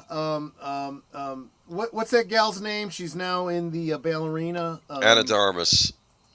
Gosh, she's a babe. No, the AI girlfriend in her was Scarlett Scarlett Johansson? Johansson. Yes. No? Scarlett Johansson. Yeah, exactly.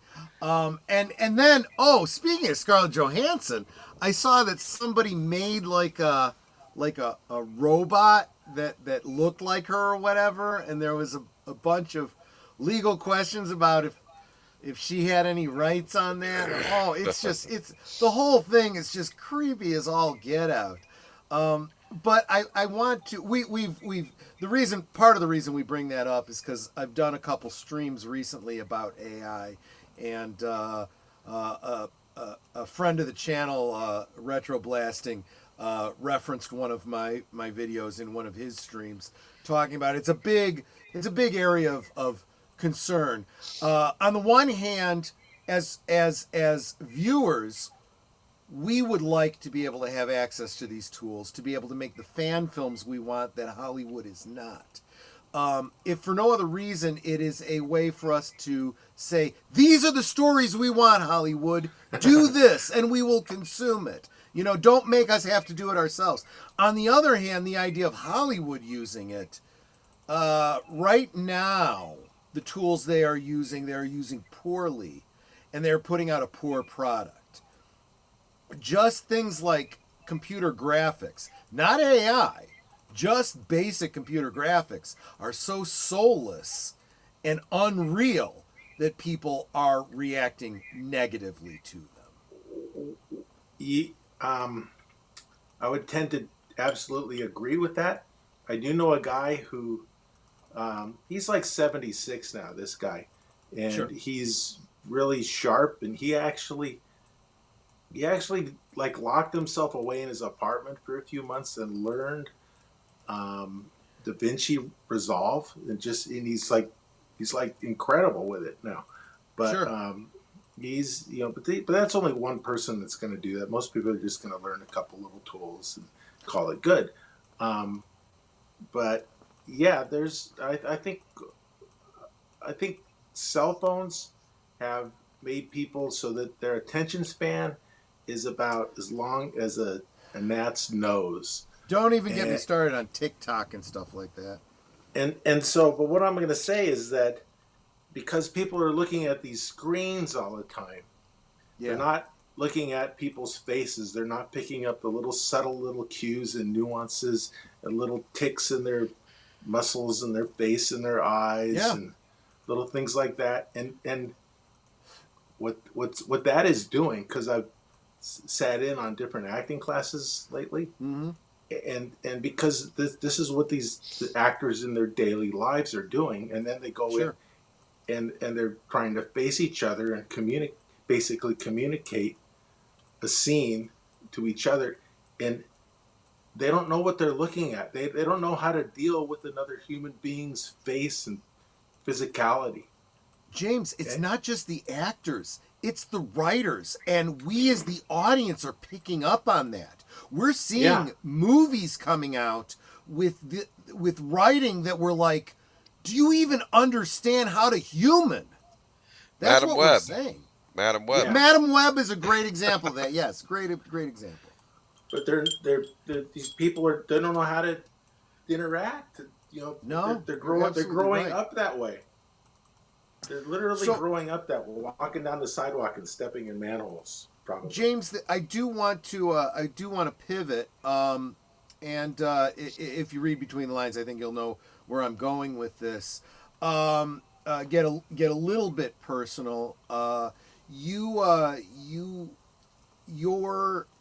career, you put it on pause just recently. Do you want to talk a little bit about what's been going on in your life, and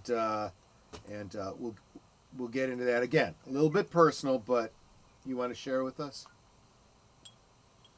Yeah, I suppose.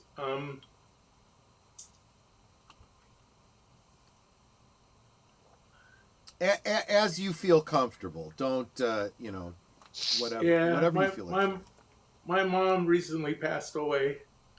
It's been I understand.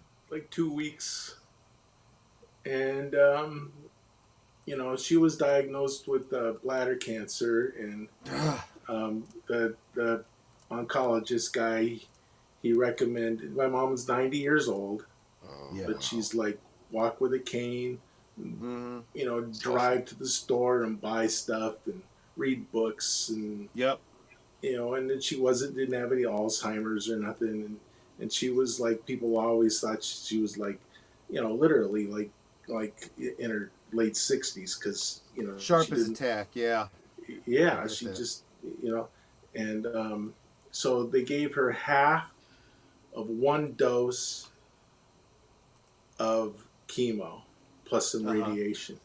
Sure.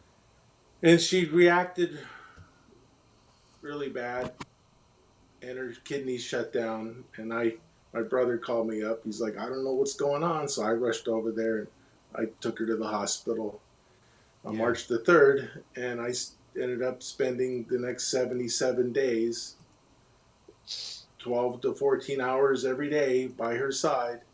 Yeah. To make her and protect her from these. I almost was expressive.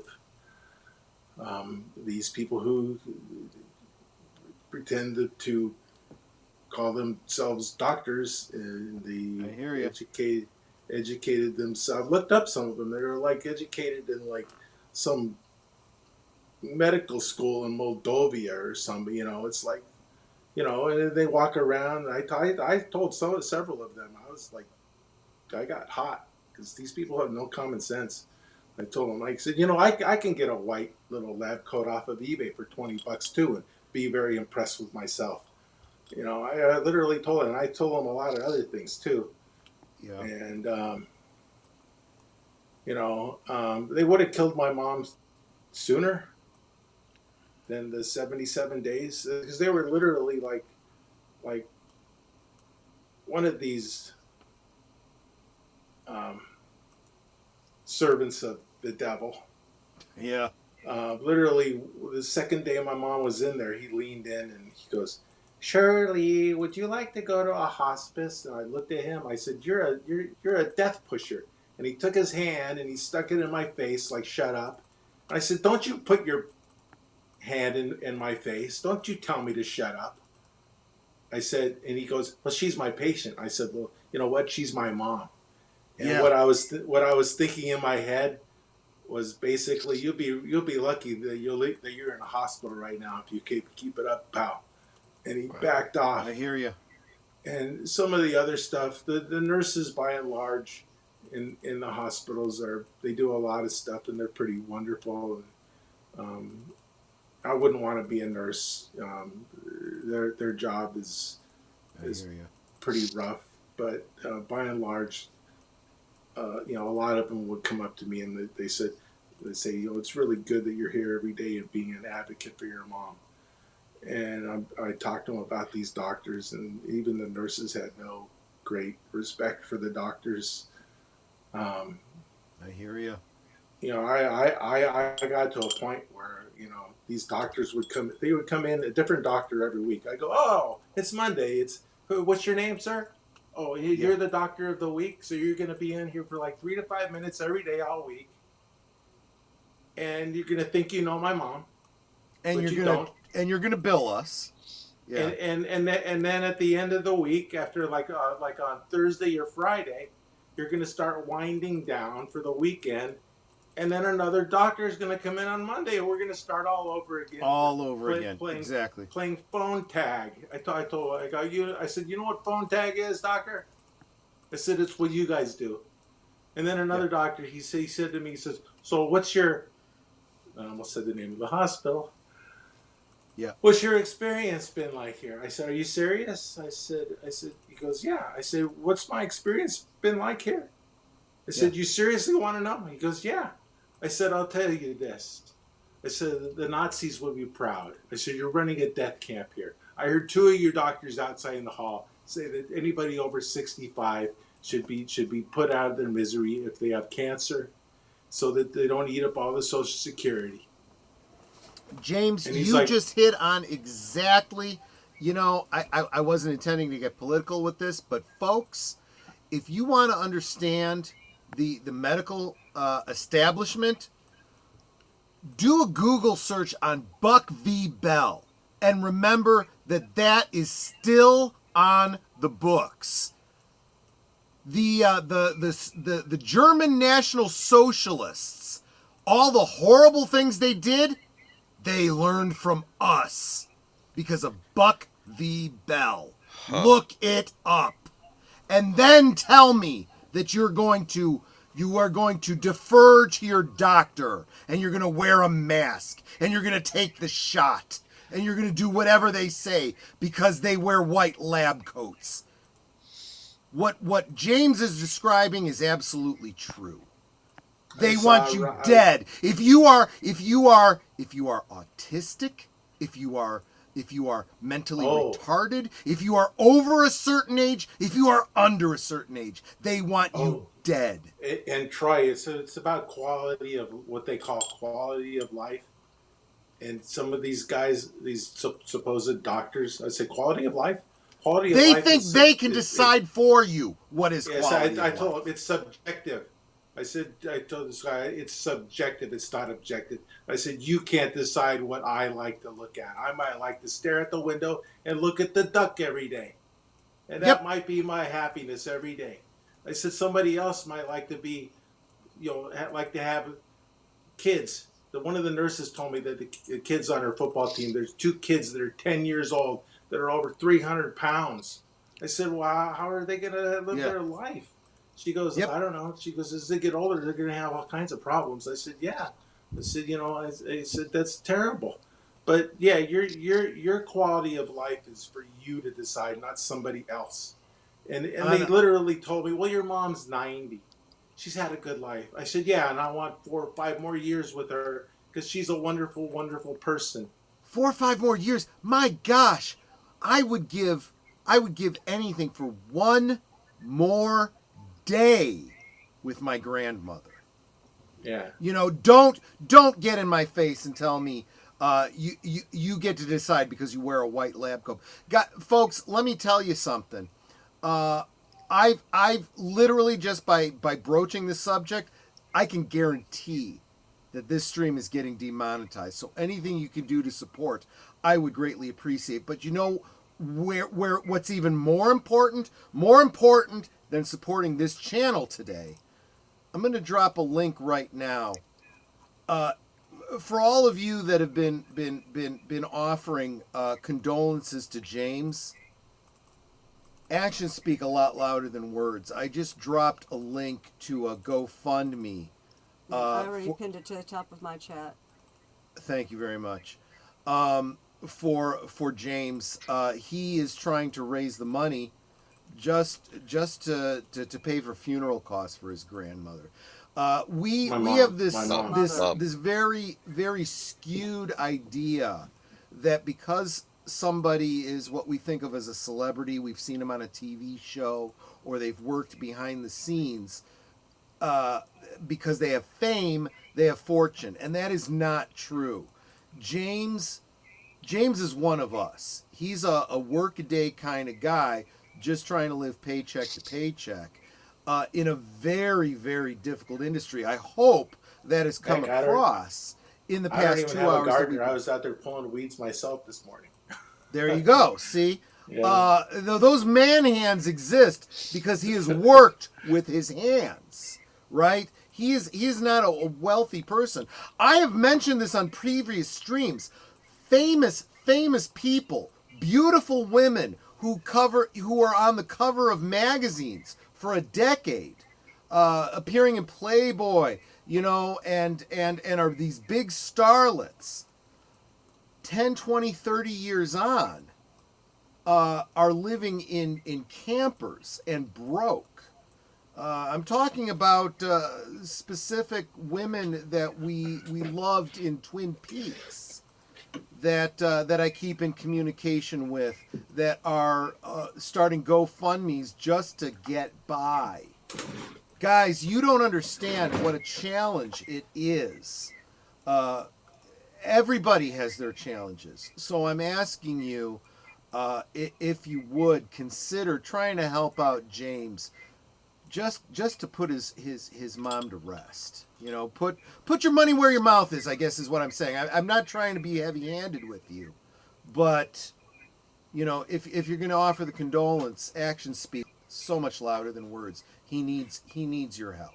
Okay. Yeah, Thank you, sweetie. I wanted to do like the full-on traditional funeral, and then I found out that costs like between $30,000 and $40,000. All right. So I'm thinking it's more than the cost of a car. I literally thought of that. I was like, so I'm going to go out and buy a nice used car and bury it in the ground. Yeah. Like, and so just to have a simple cremation. Yeah. Up the road here at the Catholic, cemetery, and it all looks pretty and nice and stuff over there. Sure. But they're high, so I've been calling around and trying to find other places and stuff, and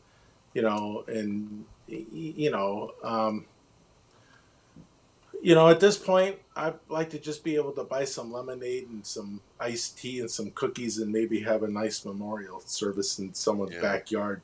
Get together with some friends and family and but you still have to have the disposition and stuff. And it's PJ is saying California is nuts, and he's not wrong. But this is the death industry, is what I call it. This is true everywhere. It is true in Illinois. It is true in New York. It is true everywhere. It costs so much to die. That is ridiculous. And when people are hurting the most, they want to fleece them for as much money as they can. Right. I did have the thought this morning that there's two events in people's lives. One of them's out of the control, and the other one is where they get just nailed. Is if they get married. Some of these people have spent just like extraordinary amounts of money. Yeah. They have like some big party for the day for everybody else to have, and then they end up with the debt of like, I don't know, how much does the wedding cost? $100,000. Thousands and thousands of dollars. Yeah. It's another point of ridiculousness that people do. But yeah, you're right. When someone dies, first it's a shock. And I'm still like, I don't know what to do. I'm terrified with all the stuff that I got to try to figure out every day right now. And on March the 3rd, my brother, my mom, and me got basically hit by a bus, and our lives have been changed. Yeah.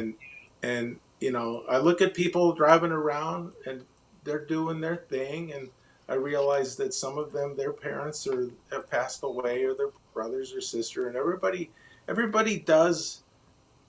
Okay, God is going to take all of us, each one of us, whether we like it or not. It's going to happen. And you could try to live forever, but you're going to die trying. Yeah. And we're going to be unprepared for it. By and large. I guess someone like some. I don't know. Johnny Carson was probably prepared for it. Because he had tons of money. But for most people, when I'm looking around, I don't think anybody even, first of all, I don't think they have a clue that, a rock can hit them in the head and that's it. Or they can get a fight at a nightclub and fall down and hit themselves on the curb, and that's it. And then your whole life, your whole family's life is utterly changed instantly. Completely upended. You weren't prepared for it. Yep. Yeah. Yeah. It's just. Yeah, I hear you, James. And so, again, folks, look, here's the other thing, too. If you can, and thank you, Netter, this is why I married you. You are the better part of our partnership here. Netter donated just now, and Thank we're you. struggling too because I'm out of work. I'm trying to make the YouTube thing pay off, and yet she's finding a way to share as much as she can. So there's really no excuses, folks. If you have any compassion, and you please, just a few dollars would go a long way. And look, even if you can't, even if you have $0 to share, take that link and share it out on your social medias. Make the plea. Reach as many people as you can. We help each other. That's what we do because we're human. Okay? Yeah. So do the thing. Okay? I'll add something else. If no matter if you can, I appreciate it and I say thank you. If you can't, then just try and do a good deed for somebody tomorrow.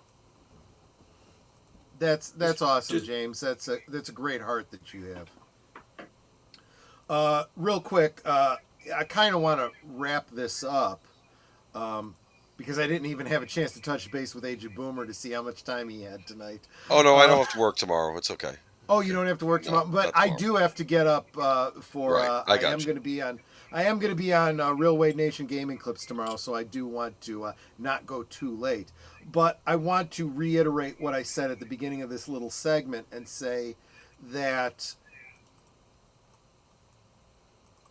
And James probably doesn't see himself this way, but I had a celebrity on my stream tonight, and celebrity means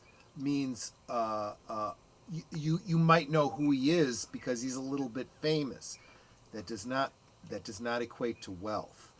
I don't want to throw around other names, but as I said, the very beautiful, very statuesque femme fatale of Twin Peaks. If you follow her on Instagram, and you saw her in Playboy, and you saw her on the cover of so many magazines, and you saw her in so many movies, and you think she is so famous and so wealthy. She's a single mom, living day to day, barely getting by. You guys don't understand. You think that these people are very, very wealthy, and even those that did have a great deal of success and did end up with a great deal of wealth. You know, I'm looking at you, Blake Lively, married to Deadpool. You know, you guys made some choices that might very, very quickly turn your fortunes around. Yeah. So wealth is fleeting, and some of the people that you're following in the entertainment industry never had a great deal of wealth to begin with. They're working people, working behind the scenes, you know, working with their hands, paycheck to paycheck. So let's be human, let's be kind. Let's help each other. Okay, that's really the message that I wanted to get across.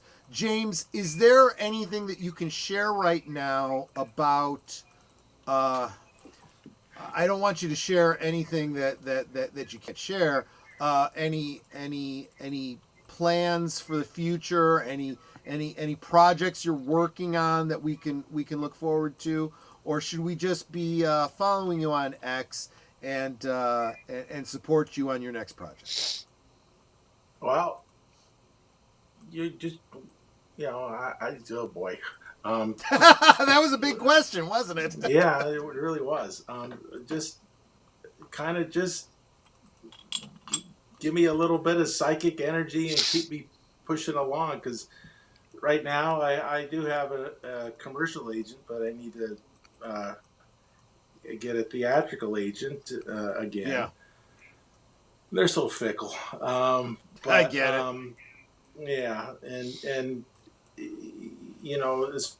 I got a email from SAG-AFTRA today that they want everybody, all the members, to support these two bills that are up there in Sacramento for Gavin Newsom to sign and support keeping jobs for the industry in California.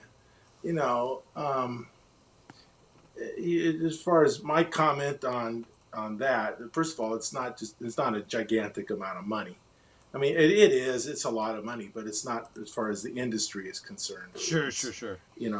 But if you want jobs to stay in California, stop penalizing industry. Stop charging for every little permit and fee, and that goes for the city and council, the mayor of Los Angeles too. Make it so that it's easy to do stuff instead of... Look at this, James. PJ is saying, man hands for governor. Man hands for governor. Okay, yeah, let's do it. Because Newsom is an idiot, he is saying. Although, let's give credit where credit... Well, given what he's done, I'm not sure how much credit is due, but he's starting to come around. He's starting to see the problem. And he's willing to work with the current administration, but look, Newsom is not the problem. He is the symptom. I'm gonna blame squarely on the California electorate. They not only voted for him, they confirmed him in 2 recalls. So right. California gets what they deserve. But you know what? Let me remind you, though, that Ronald Reagan was a Democrat, and he became president of the Screen Actors Guild, and he also became governor of California, and he became president of the United States. Pete Wilson was a Republican, governor of California. George Deukmejian, and I hesitate to add Arnold Schwarzenegger because really, I've met him. I've met him a few times. I really no, you don't have to go any further than that. Yeah. I can't really honestly say what he is, except that he's for himself. I dig it. Fun. Get to the chopper. Yeah. Yeah, but what happened in California basically is that for some reason in the late '80s. There was an economic crunch nationwide, and a lot of people from the East moved to California, and a lot of other things happened in California. And it changed.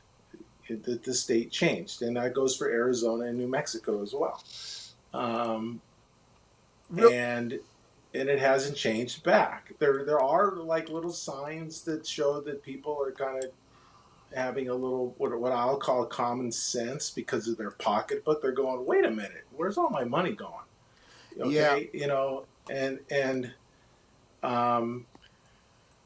I think it'll be a while for California to reverse to where it was. I agree. Let me real quick. Let me interrupt you real quick to get to this comment from Mark Dahley. He says, is Newsom working with the current administration or is he pretending to? No, I think he is pivoting. He's playing the political game. He realizes, as many Americans do, that the current administration won the popular and the electoral election, right? He's in the majority. The majority of people support the current administration. Also, you've got to be a complete idiot not to realize that California, if they don't change what they're doing, they're going to friggin' go broke. We have many people in the entertainment industry leaving California to move Georgia and to Texas and to everywhere else. And California will go broke if they don't change what they are doing. There's another thing that happened in Los Angeles back at the beginning of January, and that was the fires. And Yep. that burned up a lot Yep. of millionaire people's the Palisades. Which, whether you believe it or homes. not, has specifically to do with many of the choices that California's government made. The allocation of water rights and all this kind of stuff, and conservation decisions. Just saying. Well, a lot of those people, I met one a couple of weeks ago. I met this lady, super nice, and I was watching her, and she just had all this energy and great spirits. And I talked to her. I said, I was watching you, and you're just real, you're just a great spirit. And she started to cry. And I was like, what's wrong? She said, thank you. She said, you don't understand, though. I said, well, what? She said, I lost everything in the fire. My whole house burned up. Everything burned up. And she says, so now even the notes she had pinned to her refrigerator, every single thing that she had is gone. Yep. And she said it's only, God, this is hard to get out. She said it's only been through the generosity of other people and the Salvation Army giving her clothes and stuff that she's able to just realize that there are good people. Yeah, and just keep in mind when your state government is making decisions that result in the loss of everything for you. Do you want to rebuild in that state, or do you want to get out of that state? And if you get out of that state, are you going to continue to vote for the same people that effed up the state that you just left? Just my little political 2 cents. I am going to highly recommend you follow James Rekart on X. You can find him under James Manhand's Rekart. But you know what? There's another person I'm going to recommend, someone I'll probably never get to speak to, but she is a good person to follow as well. That's Justine Bateman. Justine Bateman has a good head on her shoulders, too. You want to follow her on X as well. She is a huge proponent for the industry, and she's a little bit more grounded than you might suspect from people in the industry. And she's got quite an education in computer science, so she knows about AI stuff very well. And this is, I'm going to admit, I kind of give Netter grief for doing this as well, but I do it too.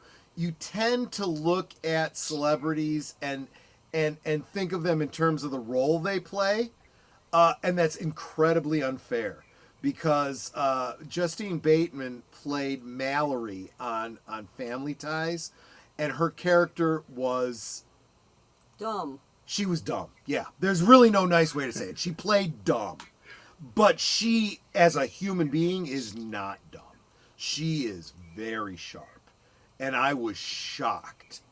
I was shocked by this. She's good people, and if you're not following her, you're missing out. She'd actually be another one that I would recommend those of you on the left coast consider her for governor as well if she ever decided to run. Just saying.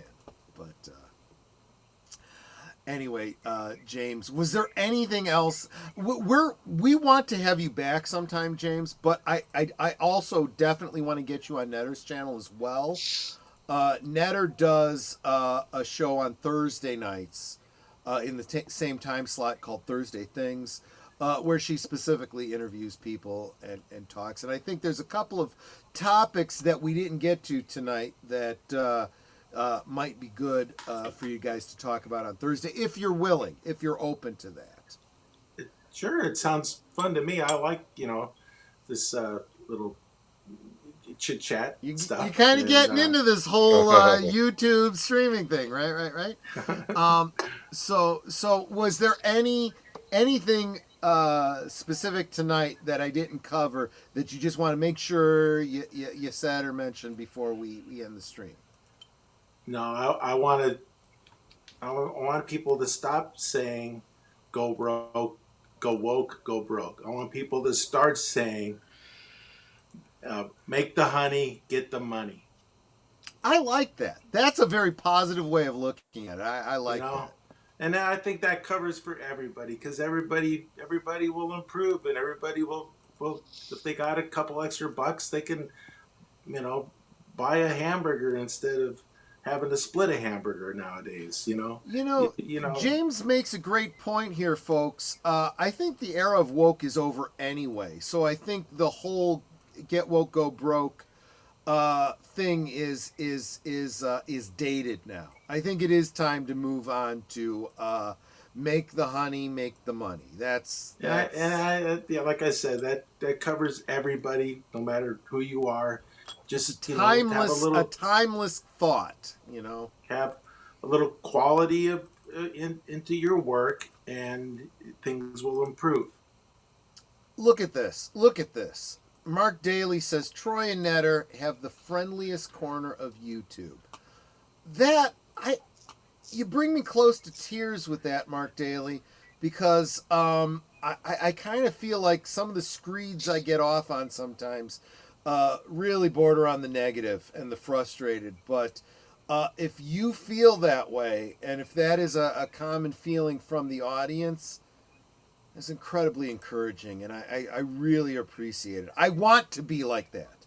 I want to be a voice of positivity, and I don't feel like I am enough. So thank you for saying that. James Rekart, guys, linked below is his IMDb. In your free time, just take a peruse through it, and you will be shocked. You'll see all the things that he's done, all the shows that he's been in, and you're like, I don't remember. Well, maybe go back and check out those shows. And when you see all the things that he did behind the scenes, we'll talk more about that on Netter's Network. We'll talk a little bit more about the behind the scenes and what goes into making a show that you don't even see on camera. That's important stuff. Can I do a little? Yeah. Go ahead. Brag. Yeah. I have a friend of mine. He's a very good friend of mine, and he used to be a Navy SEAL instructor, and he's done some stunt work and stuff. And I used to ask him, Johnny, why don't I want to work with you? I want to do some stuff. And he's like, well, and I was I think 54 at the time, and he's like, well, you need to get you need to be certified as a lifeguard, because you don't have that. I'm like, okay. So without telling him, I went and I signed up, and I didn't even train, which was naive of me.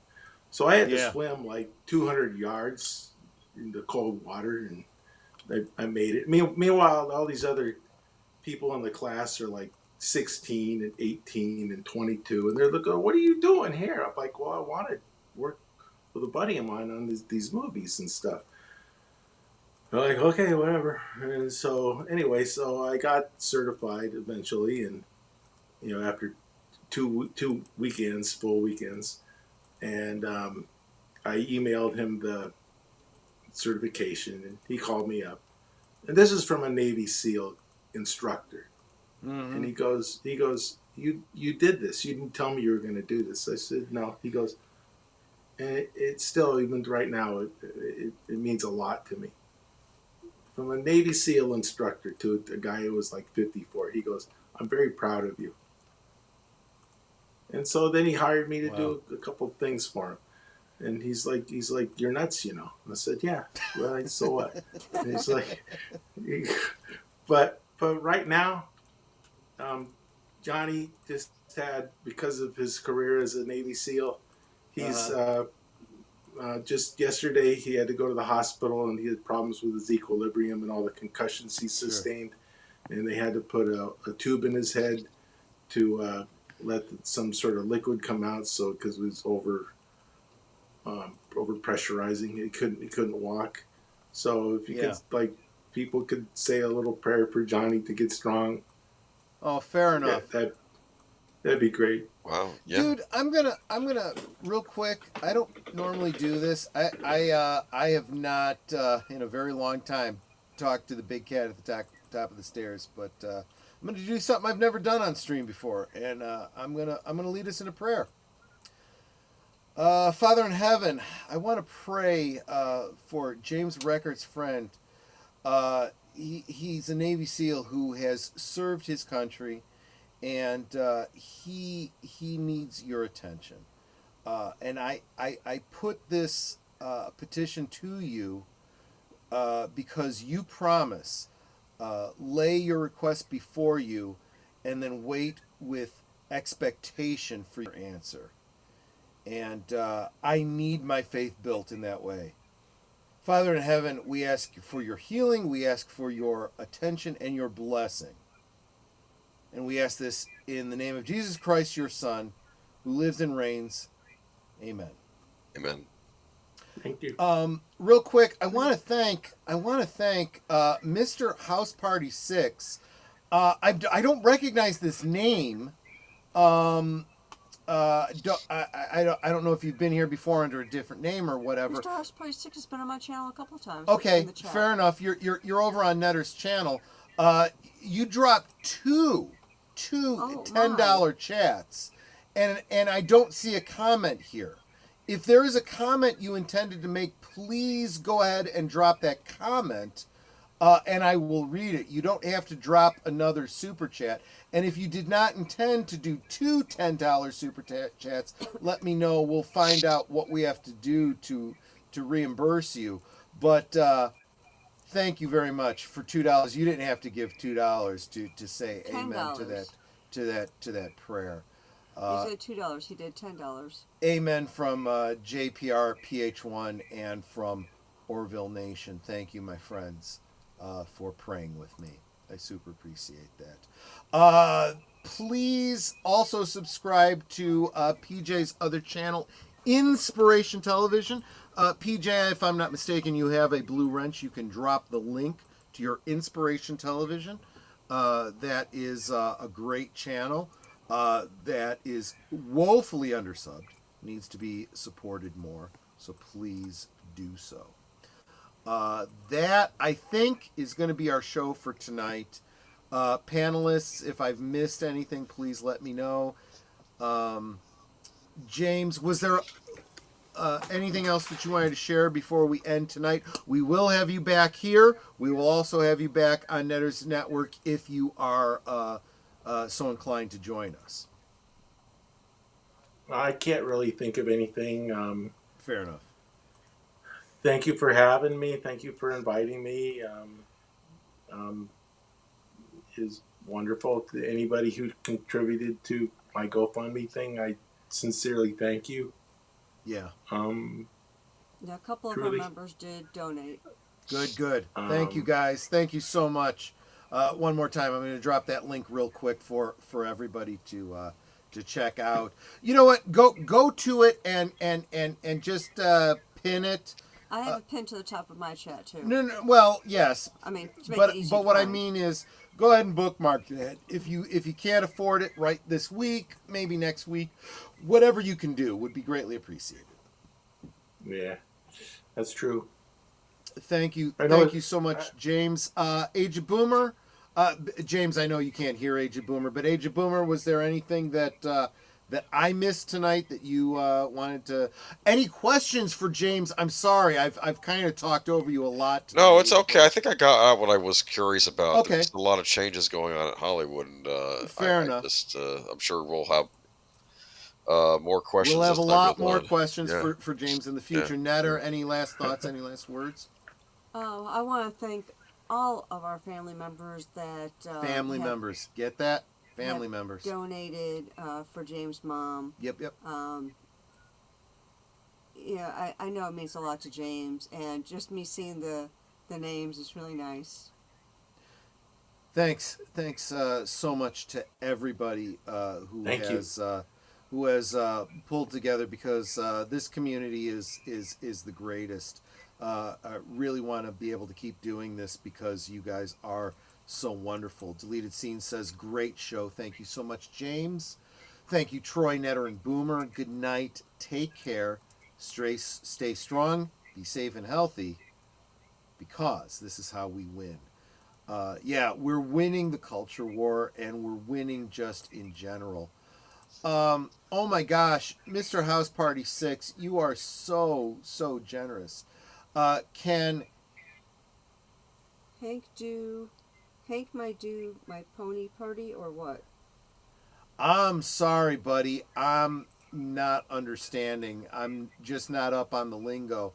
And after $30 worth of super chats, I want to be able to to do honor to whatever your request is. If you can rephrase, and again, you don't have to give a super chat to clarify. Netter will keep an eye on the chat if you want to clarify what your request was. Guys, yeah, you know what? I think I want to thank everybody, and I'm gonna ask Bruce to do it for me. Thank you.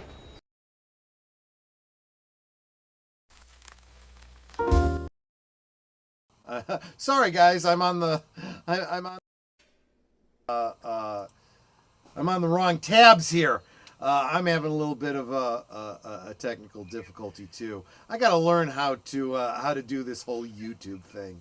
I'm not as professional as I want to be, so we'll get better going forward. Anyway, James, I want to thank you so much. Stick with us. We will say our proper goodbyes in the studio after the closing credits. Age Boomer and Netter, thank you so much for taking care of me and helping my drunk ass get through this stream. You guys are wonderful, and thank you everyone there in the chat. Yeah, Geekflex says, Troy, you're drunk. Yes, I am. It's time to end the stream. So thank you guys so much. You take care. Stay strong. This is how we win, as Deleted Scene says. Salute, and I'll see you on the next one. Good night, ladies. Good night, sir. Hit it, sweetheart.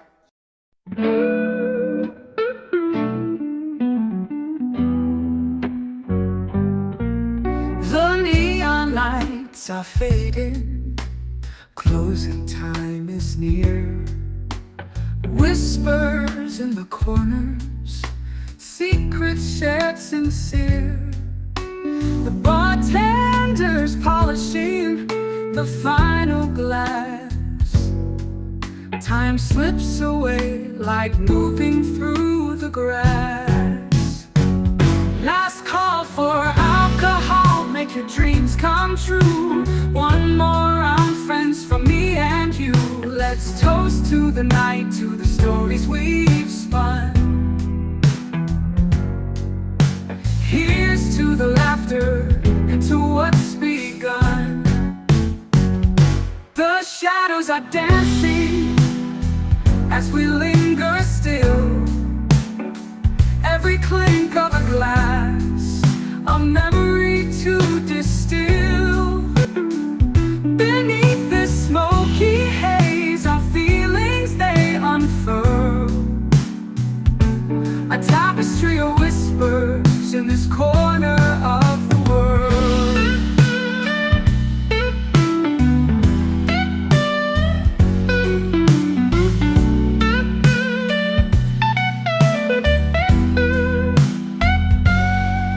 The jukebox serenades us with a final tune, crooning to the lonely and the lovers under the moon. With every soft note, the end draws ever near. But in this fleeting moment, there's nothing to fear. Last call for alcohol, make your dreams come true. One more